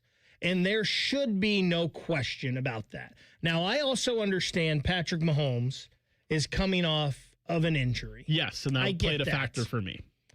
Patrick Mahomes is the best quarterback in the NFL, bar none. And to me, it's Patrick Mahomes, then there's a step down, it's Joe Burrow. And I understand some people can argue with Joe Burrow on this. Then it's a step or 2 down. You get to Josh Allen and Lamar Jackson. Oh man, I can't get behind that because obviously Matthew Stafford won the MVP last year, but before that it was Josh Allen, and before that it was Lamar Jackson. So to say that they're a step down and not in the same tier as anybody in the NFL, but you say before that Josh Allen won it, but he shouldn't have. Joe Burrow should have won it that year. The numbers for Burrow that year are ridiculous, and I understand his team didn't make the postseason. And they got hot down the stretch. But that year for Joe Burrow is crazy. And if the Bengals would have snuck into that postseason, which they were very close to, I don't think it would have been close that Joe Burrow was the MVP of the league. You know, I have to admit that you got me there because I am a person who thinks that Joe Burrow should have won MVP that year just because his defense was complete and utter garbage. I watched so many Bengals games that year, thinking like, man, this guy is so great and his defense does not want to help him out whatsoever. And so I think this year for Joe Burrow specifically will be like a do or die year when it comes to his legacy. I think the Bengals finally did everything that they needed to do, and maybe more like the next 2 years. I'm not saying that if they don't win it all this year, that they have no chance of winning it all after that. But if they show promise, I think he'll want to stay, and he'll have a nice, maybe stay a Bengal forever. But if for some reason this year it crashes and burns, I could see him maybe wanting out. But the defense looks so much better on paper this year. For sure. And we're going to play the Bengals schedule game coming up, so we can get more into that later. But you see, the thing with Patrick Mahomes, going back with the who the best is, and you say it starts with Patrick Mahomes, he's slowly coming down. Like, if you just look at his passing yards, in 2022 he had 5,200. Then he had 4,100. Then he had 3,900. And then last year he had 3,500. Mm-hmm. Like, I think if you would have asked me this 2 years ago, 3 years ago, 4 years ago, I'd be like, Patrick Mahomes, hands down, period. Why are we even talking about this? That combined with the team success of the Chiefs, that was like right in their run of them winning their Super Bowls. But I feel like the fact that his numbers are coming down. Do you know what else has gone down in that time period? What? The offensive talent around him. Yes. Travis Kelce has gotten older. There's no Tyreek Hill. They've struggled in the running game. And good quarterbacks, a lot of times, I think, overcome that. And the Chiefs have overcome that, I believe, because they keep winning. Now, last year, he got hurt. It was a different year. But he got hurt. It was already the very end of the year. They were already not making the playoffs, and he was already putting up subpar numbers when it comes to Patrick Mahomes numbers. This is what I will say. Let's make everything equal. It's the best offense in football. It's the best defense in football. And you've got to go 80 yards with 50 seconds left on the clock. Who do you want? Who are you choosing under center to get your team down there and get the points? In that scenario, honestly, there's 3 guys that I like a lot, probably all equally. And that's Joe Burrow, Patrick Mahomes, and Josh Allen. I think I like them all the same in that situation. They've all shown they could do it. Lamar, not so much, especially in the playoffs. I think your top 3 in the league are probably right. But I think Josh Allen is last of those. And I think you're taking Patrick Mahomes first. I could be wrong. Maybe you won't. But I'm taking Patrick Mahomes, and I like my chances. Yes. I would go Mahomes, then I would go Allen, and then I would go Burrow. And at third, I think for Mahomes, I don't think the difference is as much talent between any of the 3 of them. I think the difference is Patrick Mahomes has made a system of being able to get down the field with 2 minutes to go. Like, it's not one moment that he's done it. He's done it every single time he's had to do it in the biggest moments, and that's the difference. And for Josh Allen, he is the quarterback that in one quarter can look like by far the best player in the NFL by a mile and also be the reason that his team lost the game. Yeah, and that's my issue with Allen. He does sometimes make not sometimes, at least like once a game will make a pretty questionable decision, and whether that comes back to haunt him or not, that's on a case-by-case basis. What I don't like, and both Tyvis and Josh Perry said when we brought this up on Thursday, is that people are counting against Josh Allen that they didn't win the Super Bowl this past season specifically, because there was no Patrick Mahomes in the playoffs, there was no Joe Burrow in the playoffs, and there was no Lamar Jackson. I find that argument to be asinine, and here's why. Because Joshua Perry's exact quote was he had the AFC playoffs on a silver platter this year. Why are we punishing him for the fact that his peers weren't even sitting at the table of the playoffs? Like, they didn't even make it, and he made it. Your supposed kryptonite, though, has been Patrick Mahomes. That's the guy everybody in the AFC, that's the guy that everybody in the AFC in the postseason hasn't gotten past except for 2. Tom Brady at the beginning of Mahomes' career, yes, and Joe Burrow. It's the only 2 that have knocked him off. Your kryptonite was gone. You had to do it. And here's something else. Here's another argument. And listen, you can talk about sitting at the table, and that's fine, that Josh Allen gets there a lot. He's 8-7 in the postseason. Joe Burrow's 5-2. Now, I understand Burrow's only been there twice, and Burrow has a definite injury history and concern. Yeah. Like, it's safe to say he's what's the best ability? The best ability is availability. So if you want a guy that you can count on to be there every game, yeah, Josh Allen is a guy that's there every time. He hasn't done it in the playoffs. And we can talk a lot about all of these things in ring culture and this and that. We play to win the games. And Josh Allen has had really, really good teams that were probably good enough. Patrick Mahomes has continued to beat him in the playoffs, even when everybody said the Buffalo Bills were the better team. Yeah, they've been favorited in some of those matchups. And he still lost to Patrick Mahomes. Yeah. So that's why, to me, there's no way you can say Josh Allen is the best quarterback in the NFL. He's right there. Now, it's no knock on him. I think he's top 5 for sure. Right. But when you're talking about the best, winning has to go into that. Yeah. And you brought up Joe Burrow. If Joe Burrow was healthy more often, he would be my number 1 quarterback. I really think he's the best quarterback in the NFL. But he's just not available enough for me to actually give him the title. I guess I should say I think he's the most talented quarterback in the NFL, but I can't make him the best because he's not available enough. And some people are like, Patrick Mahomes, the difference is Andy Reid. Well, what was Tom Brady's difference? Like, because most people say Bill Belichick was made by Tom Brady. Right. And then Andy Reid's a great coach. I don't like that argument with either of that. Like, oh, well, this quarterback made this coach. And I think it's usually a 50-50 thing. But, like, you can't say Tom Brady made Bill Belichick and then say, well, Andy Reid makes Patrick Mahomes. Like, right. That's... Well, when it comes to Belichick and Reid, they both went other places without Brady and Mahomes. And how many Super Bowls did they win? None.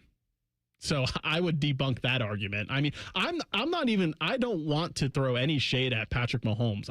I've defended Patrick Mahomes many of times on the air, social media, everywhere. I'm a Patrick Mahomes guy. I just think his numbers regressing combined with the injury just doesn't make him the best quarterback in the NFL for me anymore.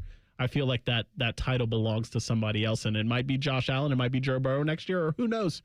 maybe somebody else will step up. And, Maybe it's Drake May. I don't think so, but you never know. All right, we're going to take a break from the NFL. The big discussion in college football this week was the 2014 playoff. We'll discuss it next on a Fan Sports Sunday. I'm Jeff Hogan. I've been a journalist at 10 TV for more than 20 years.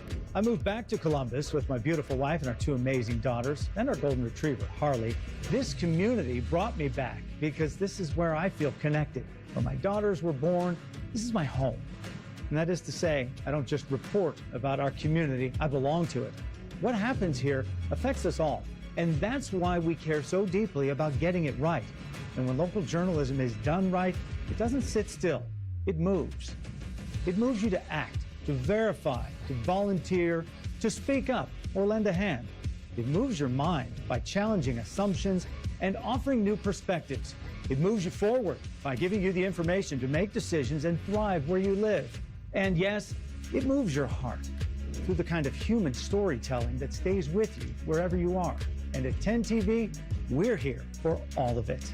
These are the stories that move Central Ohio. My husband's an animal in bed.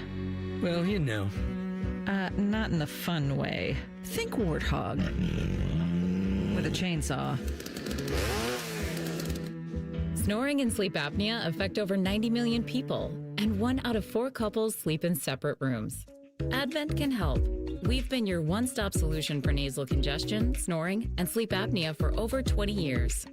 Unlike many other practices, we focus exclusively on these conditions, so you get comprehensive care under one roof. Advent's unique approach can help you breathe and sleep better, and many avoid a CPAP. Plus, most insurance is accepted for our effective 20-minute in-office treatments. Hey, the only animal you want in your bed is your dog. Advent. Sleep better. Sleep together. Learn how you can improve your life at adventknows.com. The Big Nine was a sad, incomplete place. Enter Ohio State. The rest is history. The Buckeye Show. Weeknights at 6. The Fan. Your go-to destination for Buckeye football talk all year round. This is Fan Sports Sunday. Dylan Gonzalez, Ryan Baker, and Isaiah Jacob here on a Fan Sports Sunday. We've talked a lot of NFL in the last break, so I want to move along to some college football and the 24-team playoff that has been floated around out there. It's not floated. It's coming. Yeah, it is coming fast. You see, here's what I don't understand about it. I don't think there's a single fan. I don't want to say that. 90% of fans are like, what are we doing here? Why are we doing this? And the answer is that the powers that be realize that their pie is getting smaller the more NIL is the longer NIL is in existence. So they have decided that they need to make the pie bigger. And in their mind, adding playoff games does that. And maybe it does. I'm not an economist. I'm sure it does, or they wouldn't be pushing for this. And Mike Greenberg had a good quote that I want to play here. He was on his show Get Up, and he made a reference to how this could affect the Ohio State-Michigan game. I will say this. I don't know what ESPN does and doesn't want, but what I can tell you with certainty is that the idea that good teams, championship-worthy teams, get left out of the playoff is a good thing, not a bad thing. If you put every single team that might win the championship into the playoff, you might just as well not play the regular season to begin with. If we live in a world where Ohio State and Michigan rest their starters for that game at the end of the season because they've got the potential of 5 playoff games still sitting in front of them, then college football as we have known it ceases to exist. So I don't have a vote in any of this. Obviously, other people do, and they'll make the decisions they make based on a lot of reasons that candidly have nothing to do with what's in the best interest of the game itself. So he said a lot there. I feel like here in Columbus, the most glaring thing he said was, well, what if we have a situation where Ohio State or Michigan are resting their starters for the game? And we had that up as the fan poll on Friday, and there were people saying, what a stupid question. Who posted this? The answer was me. I posted it. But I don't think it's a stupid question. I really don't. I don't think it's something that could happen, but it's like, if you're an Ohio State fan and you get in that scenario where the game, when it comes to like maybe Ohio State has like a first round bye locked up. I'll give you the scenario right now because we talked about this morning. Your Ohio State this year, you are undefeated going into the game. You've already locked up your spot in not only the Big Ten championship game, but your spot in the college football playoff is secure. And you're probably, if you're undefeated going into the game, you've probably locked up your bye in the college football playoff too. Let's say Julian Sayin has a hamstring that's been bothering him or a shoulder that's been bothering him. And I understand we have to take our Buckeye blinders off for this. Let's say it wasn't Ohio State, Michigan. Let's say it was Alabama, Auburn. Right. So we have no dog in the fight. But Julian Sayin goes into that last week, and you've got everything locked up. And we love the Ohio State-Michigan game. It means a lot. It doesn't mean what it used to. Because we saw 2 years ago, Ohio State lost that game. They still won the national championship, and nobody would trade it. There might be a few lunatic fringe out there that would trade it, but most people, 99.99% of the people wouldn't trade it. Yes. Julian Sayin goes into that game and whatever it is, and hamstrings, if they're bothering you, they can go at any moment. Yeah, they can linger. Do you want Julian Sayin playing in that game and getting hurt? And I know I'm one of those people that says you can't look at football and say, what if I get hurt? Because then you're going to get hurt. Right. But if Julian Sayin plays in that game and he gets hurt and the season's over, are you going to be happy about that? Now, you're not going to be happy if he sits out of that game, and you're definitely not going to be happy if he sits out of that game and you lose. But if he sits out of that game and you win the national championship, all is cured. Yeah.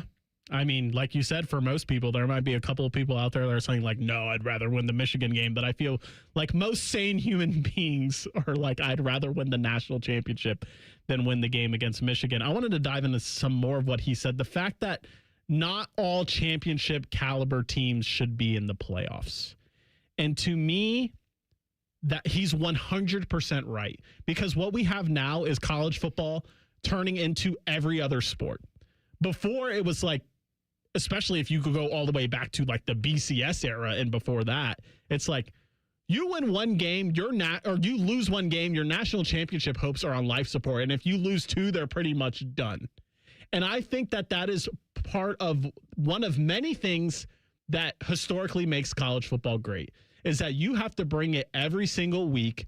And if you don't, if you get catch slipping one time, it's over for you. We've seen it here. We've seen it here with the Purdue game and the Iowa game and in the urban areas. Those teams were good enough to win national championships. Maybe they win national championships in a 14 playoff or a 12-team playoff, but we'll never know because they decided to lay an egg in Iowa City and they laid an egg in West Lafayette. And to me, it sucks as a Buckeye fan that happened, but that's the sport to me.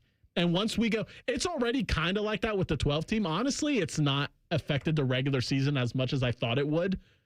But the 24-team playoff for sure would. I think it does affect the regular season, though, because you had a Miami team last year that's able to lose to Louisville and SMU. Yeah. You had an Ohio State team that won the national championship after a great game out in Eugene, who was, Oregon was probably the second best team in the country that year. Ohio State loses to them, and then they have one of the most inexplicable, dumbfounding losses ever in the game. Now, maybe that kickstarted them. Right. Too, but let's not forget, Ohio State won a lot of games that year where they didn't play well. They barely got by Nebraska. Yeah. That was a terrible game. They barely got by Penn State that year, if I remember correctly. And Penn State's was a good team, but Ohio State was uber talented that year, probably the best. And I've talked about this. I hated watching Ohio State that year in the regular season. They underperformed. It was frustrating. Now, they got to the postseason, and they had maybe the greatest 4-game run ever. That first half against Oregon in the Rose Bowl was maybe the best football Ohio State has ever played. It was brilliant, and it was a thing of beauty. It also ticked me off, like, where was this team all year? And I know it's hard to do that every game, but they underperformed, and they may not have deserved to play for a national championship that year. And my question, too, especially when people speak on expanding the playoff will create more good games or more great games. My question would be, during the regular season, that's when the great game should be. Yes. I look back to this season where Miami and Notre Dame played each other the very first week of the season. And Notre Dame didn't know at the time, but losing that game was the reason they were left out of the college football playoff.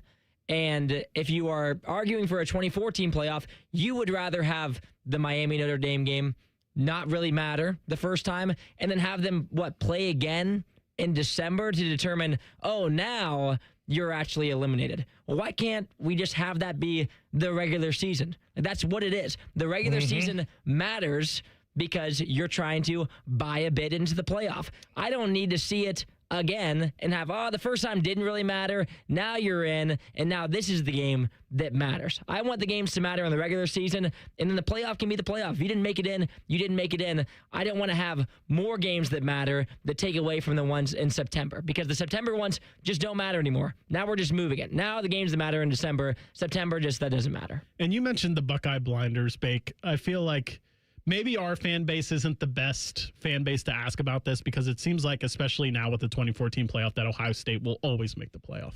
And also, like you mentioned, they've been the beneficiary of the last two playoff expansions.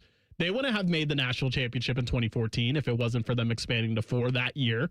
And they wouldn't have made it 2 years ago if they didn't go to expanding to 12 that year. So Buckeye fans have been the number one beneficiary of playoff expansion, but I feel like the blue bloods, so to speak, think that this is kind of dumb, but I wonder what Iowa fans think. I wonder what I don't care. Clemson fans think. I don't care what those fans think, because they're not good enough.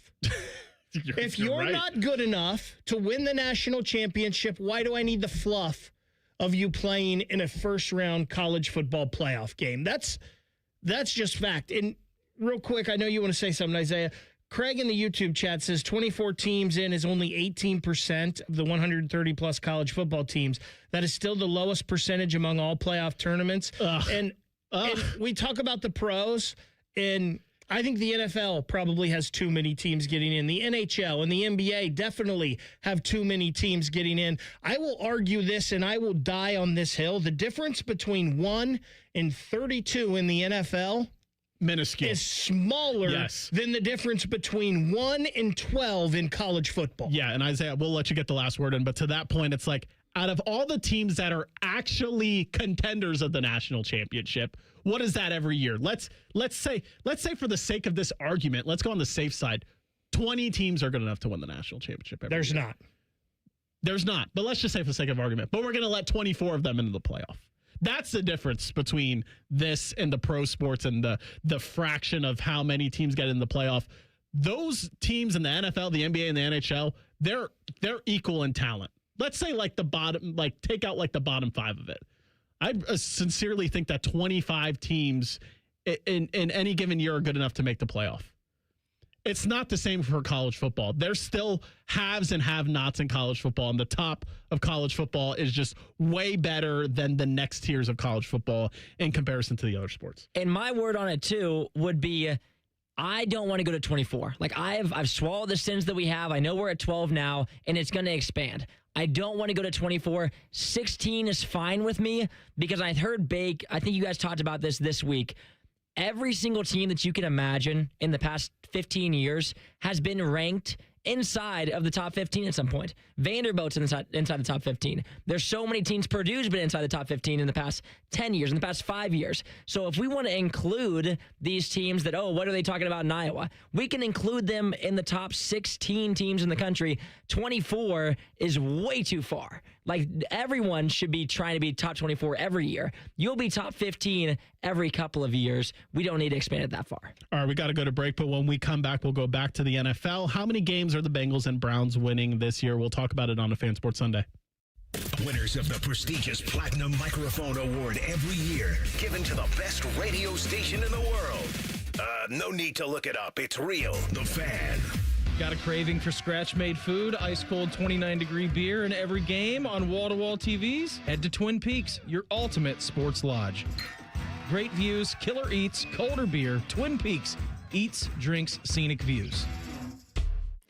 Great Lakes Hyundai. The savings are so good.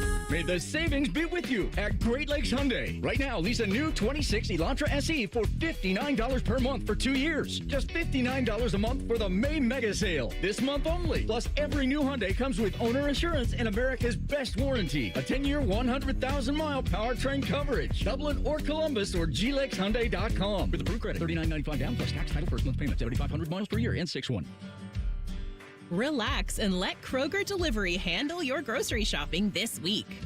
We start with only the freshest items. Then carefully pack your order in our refrigerated trucks. And our cool trucks keep your food fresh right to your door. Fresh groceries your way with Kroger Delivery. And right now, you can save $20 on your first delivery order. Kroger, fresh for everyone. Guess which store is celebrating their 50th anniversary, and you'll get up to $180 off sets of Goodyear tires. Oh man, what's their name? Welcome to Hollywood Casino. What can I get you?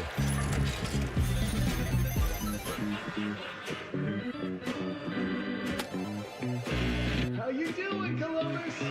The same Hollywood you know, with a new hotel to love. Hollywood Casino and Hotel Columbus, coming June 2026. Book now. Must be 21. Gambling problem? Call 1-800-589-9966. Veterans and active duty service members, when your call to service ends, your mission doesn't have to. Go from GI to IT in just a few months at My Computer Career. Prepare for a high-demand career in cybersecurity, protecting people, systems, and institutions from real cyber threats. Cyber warriors are needed now. Will you answer the call? Go to mycomputercareer.edu/CWP to learn more. That's mycomputercareer.edu/CWP, an elite CompTIA certification partner. VA education benefits are available to those who qualify. Hello, I'm Ozempic. And I'm other GLP-1s, kind of like him. Hey, are you shaking a maraca? No, I'm shaking the pill version of Ozempic, which no one should ever do except in ads like this. A nice disclaimer. Hey, thanks. Ask your doctor about which FDA-approved uses of the Ozempic pen or pill may be right for you. Call 1-833-OZEMPIC or visit Ozempic.com to view the medication guide and learn more about Ozempic semaglutide tablets, 9 milligrams, and Ozempic semaglutide injection, 2 milligrams. There's a pill version of Ozempic. Unlock a $300 cashback reward when you spend $3,000 with a new Visa from Kemba Financial Credit Union, giving your budget a little extra breathing room. Apply at Kemba.org. Offer ends June 30th, 2026. Restrictions apply. Variable rate product. Equal opportunity lender. Qualified spend limited to the first 90 days. Hey, John, why so glum? I just got let go. The company's downsizing. This is the third time in the last 2 years. I'm done with this. Have you thought about My Computer Career? I've heard they can train you for a career in IT in just a few months, including cybersecurity and the basics of AI. And you don't need prior training or experience. Now that's a recession-resistant career. Wow, thanks. I'll check them out. Go to mycomputercareer.edu and take the free career evaluation. Mycomputercareer.edu, an elite CompTIA certification partner. Financial aid is available to those who qualify, including VA benefits. You know a thing or two about the moments in life that matter. You've seized those moments to embrace joy, accomplish great things, and build meaningful relationships. Is it time now to sit back and reflect on a life well lived? Maybe. Or maybe there's more to be done. Maybe this is the most important moment you've encountered yet. By volunteering with AmeriCorps Seniors, you can seize the moment, lend a hand, and get back more than you give. We connect you to local volunteer organizations with opportunities that fit your schedule and match your interests. Through AmeriCorps Seniors, you can support people in times of need and make your community stronger. You can become a companion to your older neighbors, brightening their days with friendship. You can even become a mentor for young people, serving as a role model and enriching their lives. Are you ready to seize your moment? Visit AmeriCorps.gov/yourmoment and get started today. Day one, the hardest day. The day you hear, this is a type of blood cancer. At the Leukemia and Lymphoma Society, we are here to help you move past day one. To learn more and get help on any day, visit LLS.org or call 1-800-955-4572. The Reds are on the Fan's family of stations all season long. If you don't listen, Terry Francona will ride his scooter to your house and yell at you. Your home of the Reds. The Fan 2, and the Fan 3. All your favorite fan shows are available when you want them. Head to 971thefan.com and hit that subscribe button. The Fan, Ohio sports destination. It's sports conversation, but with a drink and umbrella as a garnish. This is Fan Sports Sunday. All right, I want to get right into playing Tyvis Powell's favorite game, the schedule game. We all love just looking at schedules, but there really is nothing else to do at this time of year when it comes to football. So do you guys want to start with the Bengals or the Browns first? So let me go ahead and ask you guys these because we did these the other day. Okay, already. You did them on Bishop and Friends? I know what I have the Browns and the Bengals here. Okay, so you see the thing with that is I'm, and you could obviously just tell us the overall record. You guys on Bishop and Friends seem to be really high on the Bengals this year. I've been down on the Bengals the past 2 years and have been proven right. I think the Bengals are going to be good this year. I don't think they're going to be as good as everyone thinks they are. But yes, let's get into let's start with the Bengals then, since you went there. They start off with Baker and the Tampa Bay Buccaneers. All right, here's the thing with me. It's known by you and some others that I am a big Baker Mayfield hater. You are. But when it comes to the Baker Mayfield cycle, he's on the chip in the shoulder portion of the cycle right now. And though I hate Baker Mayfield and I think the Bengals are going to be a good team this year, I think Baker Mayfield plays his best in week 1 and thus an L for the Bengals in week 1. I couldn't agree more. And the Bengals kind of known to start slow in the beginning of the season. Will they be back at it again this year? I will say yes. So I had the Bengals a win there at the Texans. I like the Texans this year. I think C.J. Stroud's going to bounce back. So I think, per usual, the Bengals start 0-2. I am on the exact same page as you, Dylan. I love it. So I did have an L for the Bengals here. The next week, they were at the Steelers. I think the Steelers are better than some people think that they're going to be this year. They're probably going to be right around that 500 mark again. I think some people think that they're going to be worse. So I am going to say the inexplicable and that the Bengals start 0-3 despite their lofty expectations. I'm going to go with the Bengals here. I'm taking them over Pittsburgh. I had the Bengals here as well. The Jaguars the next week at home. This is where the Bengals, they dug themselves a nice hole. They got a little bit of a challenge in week 4, but it's at home against Jacksonville. I think they get their first win in week 4. Same as you. Trevor Lawrence coming back to earth a little bit this year after the second half of the season. The Jaguars are pretty hot. I had a win. Then they are at the Miami Dolphins the following week. Dolphins stink. We don't need that much analysis here. Win for the Bengals. Agree. Yep. Then the Bengals have a bye. Early bye. I hate that. I don't understand why we have byes that early. They are at the Ravens. I think the Bengals will likely split all of their AFC North games. This one's at Baltimore, so I'll give it to the Ravens. So a loss for the Bengals. Ravens for me as well. I did the same there, a loss. Versus the Titans. Titans also not very good. Give me a win for the Bengals. Bengals all the way. I had a win as well. Then they travel to Spain and take on the Atlanta Falcons, Bernabeu Stadium. I think this one is kind of a toss-up just because it's weird when teams go overseas, but give me the Bengals in that one. Also taking the Bengals. Have no faith in the Falcons this season. I went the Bengals there too. Then they come back. They play the Pittsburgh Steelers Sunday Night Football down in Cincinnati. I think they get their revenge from an earlier loss and get a win against the Steelers in Cincinnati. I've got the Bengals sweeping the Steelers this year, so I'll take the Bengals. I had the Bengals sweeping the Steelers as well. Then the following week, Monday Night Football at the Commies. I think the Commanders bounce back this year. They have if Daniels is healthy, I think they win this game on Monday night. Give me the Bengals. So I went Commanders here too. This is a sneaky L for the Bengals. The following week, they take on the Saints. Saints, another team that I think a lot of people think are going to stink. So give me the Bengals. Then they're go ahead, Isaiah. Sorry. Bengals as well. Saints are horrible. At the Bengals too. At the Browns. Like I said, I think they're going to split. I'm going to give the home team in the AFC North all the wins here. So I think the Bengals are going to lose to the Browns in Week 13. I am taking Cleveland. I have the Bengals there. Then they travel to, what is it, Yeehaw Stadium? Take on the Chiefs out in Kansas City. I don't know. Yeehaw, whatever. Give me the Chiefs in that one over the Bengals. Also taking the Chiefs. I'm with the Chiefs, too, at the Carolina Panthers. I think Carolina's better than what people think, but not as good as Cincinnati, so give me the Bengals. Taking the Bengals as well. Bengals for me. Then they are at the Colts. Do not know when this game is yet. I think the Colts are going to take a step back this year. Give me the Bengals. Same as me. I'm taking the Bengals. Bengals as well. Then they take on the Ravens. Per my logic, Bengals win this one at home. I am taking the Ravens here. And then they wrap it up with the Cleveland Browns at home. I think they win that game against Cleveland. This is a sneaky game for me. Usually I would say that this would be the Bengals all the way, but the final game of the season, the Bengals here for me would be sitting at 10 wins. I think this could be a tricky spot for them. I'm going to go with the Browns on a sweep of the Bengals, getting back to the good old Brownies roots when they used to dominate them. So you have them going 10-7 or 9-8?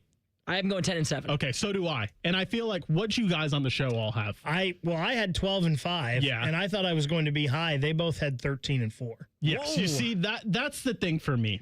Did you see what Vegas says? Vegas has the Bengals favored in 15 of their games. Yes. I mean, everyone's on the Bengals bandwagon. I feel like that's been the case for the past few years, and they've disappointed. I don't think that I think 10 wins is probably their floor, but there's people out here, 13, 14 wins for the Bengals, and it's like... It's one of the easiest schedules in football. Yeah, but give them a chance to build it at least. Other three teams in your division have brand new head coaches. Yes, but they're gosh, I'm not a fan of the one coach that stayed in the AFC North. That's fair. I think he's probably the one that should have went, and the other three should have stayed. Maybe besides our boy Kevin Stefanski. So you guys want to do the Browns here real quick, or do you want to hold off on that? Let's do it on the other side. Okay. So when we come back, we'll do the Brown schedule game, and we'll do an Ohio Cup game show that's coming up on a Fan Sports Sunday. There's nothing Bo Bishop can't do well, except find competent co-hosts. Bishop and Friends. Weekdays from 9 to noon. The Fan. When it comes to your roofing, siding, or gutter needs, call Newman Roofing. 614-NEW-ROOF. NewmanRoofing.com. Now streaming on Paramount Plus. Beth and Rip are back in Dutton Ranch. This life here is gonna work, isn't it? We'll make it work. Starring Kelly Riley. A legacy is a beautiful thing, but only if it survives. Cole Hauser. Let's go to work. Ed Harris. Family is the only thing worth fighting for. And Annette Benning. I can make this a lot harder for all y'all. And peace will have to wait. Dutton Ranch. New series now streaming on Paramount Plus. Two guys drove to work. Neither guy wore a seatbelt. One guy got a ticket. One guy didn't. The same two guys drove home. One guy wore a seatbelt. One guy didn't. One guy made it home. The guy not wearing his seatbelt didn't. Don't risk it. Click it or ticket. Paid for by NHTSA. Hey, it's Anthony Rothman, and for the longest time, I figured the less I did, the less I'd hurt. Well, I figured wrong. Something always happens, and when it does, I've always gone to Orthopedic One, Central Ohio's most trusted orthopedic practice. They rank #1 in Ohio and top 5 in the nation for orthopedics. So whether you're struggling with ongoing pain or facing a sudden orthopedic injury, you can always schedule an appointment directly with their physicians. No referral required. Start with the specialists. Start at orthopedic1.com. Grilling season starts now at Billiards Plus. Shop top-of-the-line grills and turn every cookout into a win. Then bring the fun inside with pool tables, shuffleboard, and more. Everything for the ultimate game room. Billiards Plus. Grills, games, and good times. Online or on Dublin Center Drive in Dublin. Aaron, I've invented something really important. Great. Tell me what it is. You know how water heaters never give the homeowner any sort of signal that they are about to quit working? Jerry, did you invent a way to solve that problem? I sure did. I call it the Eco First Responder System. I like it. How does it work?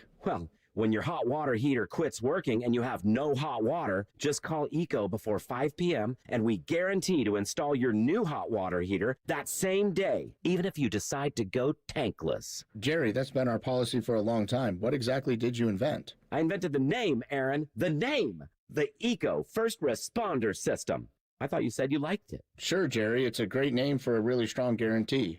When your water heater quits working, just call ECO before 5 p.m. and we guarantee to install your new hot water heater that same day, even if you decide to go tankless. You're a great guy, Jerry. I'm really glad you work here. Get ECO. ECO. GetEco.com. Broadcasting live from the McDaniel GM Superstore Studios. Driving excellence since 1916. Chevrolet. Together, let's drive. WBNS HD1 Columbus. Good afternoon, I'm Isaiah Jacob. In the NFL, the Steelers may have found their next quarterback. Four-time NFL MVP Aaron Rodgers is expected to sign a one-year deal with Pittsburgh worth up to $25 million. Pittsburgh looking to contend once again. Rodgers is anticipated to join OTAs tomorrow. In baseball, the Guardians and Reds wrap up their Ohio Cup series this afternoon at 1:40. Cleveland picked up a 7-4 win yesterday to even the series at a game apiece. Pre-game coverage gets underway at 1:10 right here on The Fan. Tonight in the NBA playoffs, the Cavaliers face the Detroit Pistons in a winner-take-all Game 7 on the road. Cleveland looks to keep its postseason hopes alive and punch a ticket to the next round. At the PGA Championship, Alex Smalley heads into the final round with a 2-shot lead at 6 under par. Breaking sports news when it happens on The Fan, Ohio's sports destination.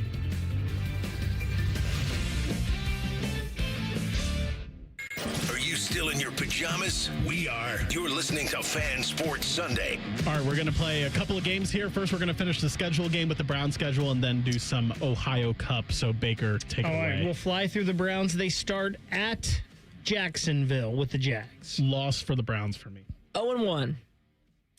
Then they're the next week still in Florida. They at Tampa Bay.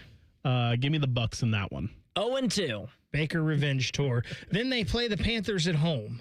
I like the Panthers this year. Give me them over the Browns. I'll take the Browns. Todd Monken starting off at home. Get him a dub. The following week, their one game that's not at 1 o'clock. They play the Steelers. Prime Video, and this is a Thursday night, I believe. Give me the Browns in their first win on Thursday night. Browns are good on Thursday night. I'll take the Browns. At the Jets. Give me the Browns. The Browns. Then they're home against the Ravens. Give me the Browns. I'll take the Ravens. Titans on the road. Give me the Browns. I will take the Titans. Ooh. I don't like that one. At the Pittsburgh Steelers. Steelers in that one. They split. Steelers win that one. And then they're at the Saints. 3 roadies in a row. This seems like a game that they'll decide to disappoint their fan base. So give me the Saints over the Browns. I will take the Browns in this one. Now 4 straight at home. They start that off with the Texans. Give me the Texans over the Browns. CJ Stroud bouncing back. Then the Browns have their bye. Then they're home again for the Raiders. Give me the Raiders in that one. I'm taking Myles Garrett, giving Mendoza trouble. Then the Bengals and Joe Burrow come to town. They seem to play good against the Bengals in Cleveland, so give me a W for the Browns. Browns are sweeping the Bengals. And then Kevin Stefanski returns home. Give me the Browns. I think they have enough motivation. I'm taking Kevin and the Falcons. I did too. At the New York Giants. I like the Browns in that one. I like the Giants, though. The Giants are up and coming. Head to Baltimore to take on the Ravens. I like the Ravens at home. Ravens sweeping the Browns this year. The Daniel Jones should be back. Colts. Give me the Browns still. Taking the Browns over the Colts at home. And then at the Bengals. Give me Cincinnati in that one. Browns winning the final regular season game and probably a weird one. Who knows if Joe Burrow will play? Oh, my goodness. I just counted. I gave the Browns 8 wins this year. So did I. Holy smokes. So I had the Browns at 7-10. I don't remember what. I think Joshua Perry had them. I'd have to go look at the sheet. I think he had them 6-11, and Bo had them 9-8. The schedule's easy. I mean, the schedule is very easy. You even gave them a couple L's that I was like, really? It feels like the Titans or Saints game is going to be one that I feel like they're going to lose one of those. All right, let's get into this Ohio Cup trivia before we have to end the show. So, if you've watched a $100,000 pyramid before, you know the rules. If not, I'll explain it to you. I sent Baker 5 names to explain to Isaiah. He cannot say the name, and Isaiah needs to guess who it is. It's that simple. I'm gonna get a timer. I have a timer here somewhere. Let me pull it up. This is bad radio. There it is. All right, let's kill the game show music. We're going to put the timer up. So what? I just can't say their name? You cannot say their name. You need to describe them to Isaiah the best you can. Can I say, like, what they are? Yeah, you can say anything about them but their name. Okay. All right. And the category here is double agents. These are people that have played in both or coached in both Cleveland and Cincinnati in honor of the Ohio Cup. Okay. All right, so I'm going to put 30 seconds up. Let's see if Isaiah can get all 5 of these in 30 seconds. Go. Manager doesn't lose Ohio Cups. Francona. Backup quarterback. Joe Flacco. Blackballed by baseball right now. Oh. Class A? No, pitcher, though. Oh my Bad gosh. allegations. Yes. He threw the ball out of the outfield. Yes. What is his name? You have him. I know I have it. We got to skip. Go. I'll come back. Best fielding second baseman. Man, that was tougher than I thought it was going to be. What's his name? Give it to me. Trevor Bauer. Yes, Bauer. Okay, who was the second baseman? Brandon Phillips. And then the Cleveland NFL team named after him. Paul Brown. Yeah. Yes. Man, I'm sorry. I didn't think that. Now, once you started Trevor explaining Bauer, them, if we could have got through Trevor Bauer. We could have gotten there. Maybe I should have put Bauer last. I don't think I would have gotten Phillips. I would have obviously gotten Paul Brown, and that would have been my struggle. It's funny because I was talking about this with T-Bone and Tyvis. I feel like Brandon Phillips, is he underrated? A lot of people forget that Brandon Phillips played for the Indians / Guardians, I think. Yeah. Maybe that was too tough. For me, I was like, man, like he's like, when I think of players to play for both the Guards and the Reds, he's like the first person that comes to mind. This is what I will say about Brandon Phillips, and I feel this way about Ellie De La Cruz, and I'm not knocking Ellie De La Cruz. I feel like when you see guys on the highlights and they make the flashy plays like Brandon Phillips used to and Ellie De La Cruz does now, it's easy to have a highlight package of Ellie De La Cruz. And Ellie De La Cruz has been awesome this year for the Reds. I feel like some people think they are better as a whole with the sport than they actually are.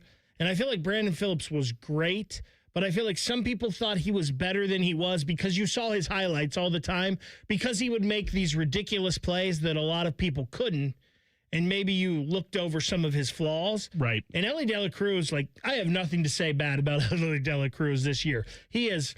People said he couldn't hit right-handed. He's hit right-handed great this year. People said his defense was flawed. His defense has gotten a lot better at shortstop. But you tend to think, you don't think of Bobby Witt Jr. maybe as you do in the same light as Ellie De La Cruz. And Bobby Witt Jr. is probably a better overall baseball player. Yeah, I agree with that. So you guys, you're a Reds fan, Bake. Isaiah is a Guards fan.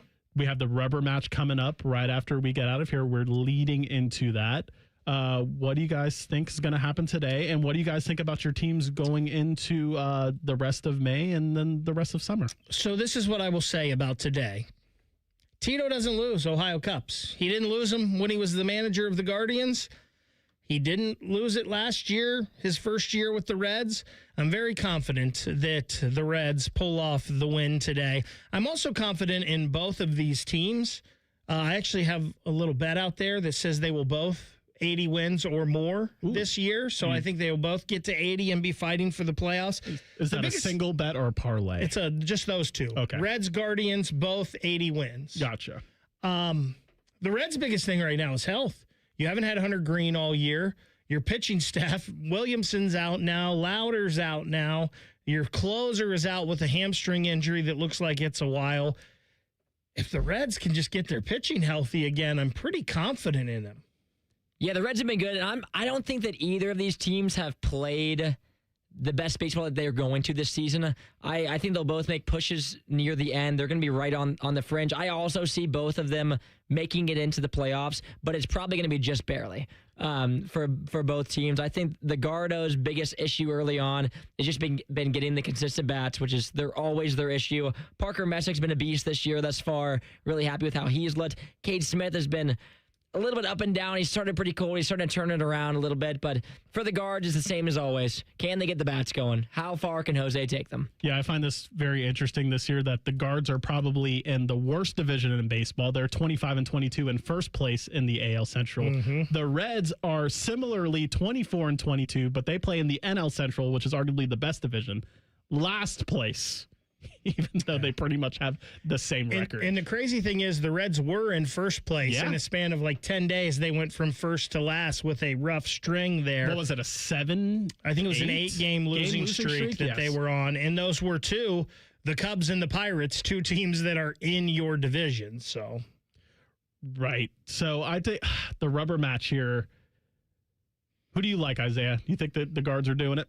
I think the guards are doing it. Of course I do. What do you think? What do you think I'm going to say? Come on now. It's the guards, man. It'll be interesting. Brady Singer for the Reds left his last start as he took a baseball off the foot. That. Yep. He's starting today. It's going to be interesting to see if that affects him at all here moving forward because, your foot has a lot to do with pitching. Him and Gavin Williams on the mound today. That's it for us. Ohio Cup Baseball is next. Thanks for listening to us on a Fan Sports Sunday. A lot of hosts have been on our airways in the past 30 years. Some good, some bad, some really bad. Anyway, sorry for that.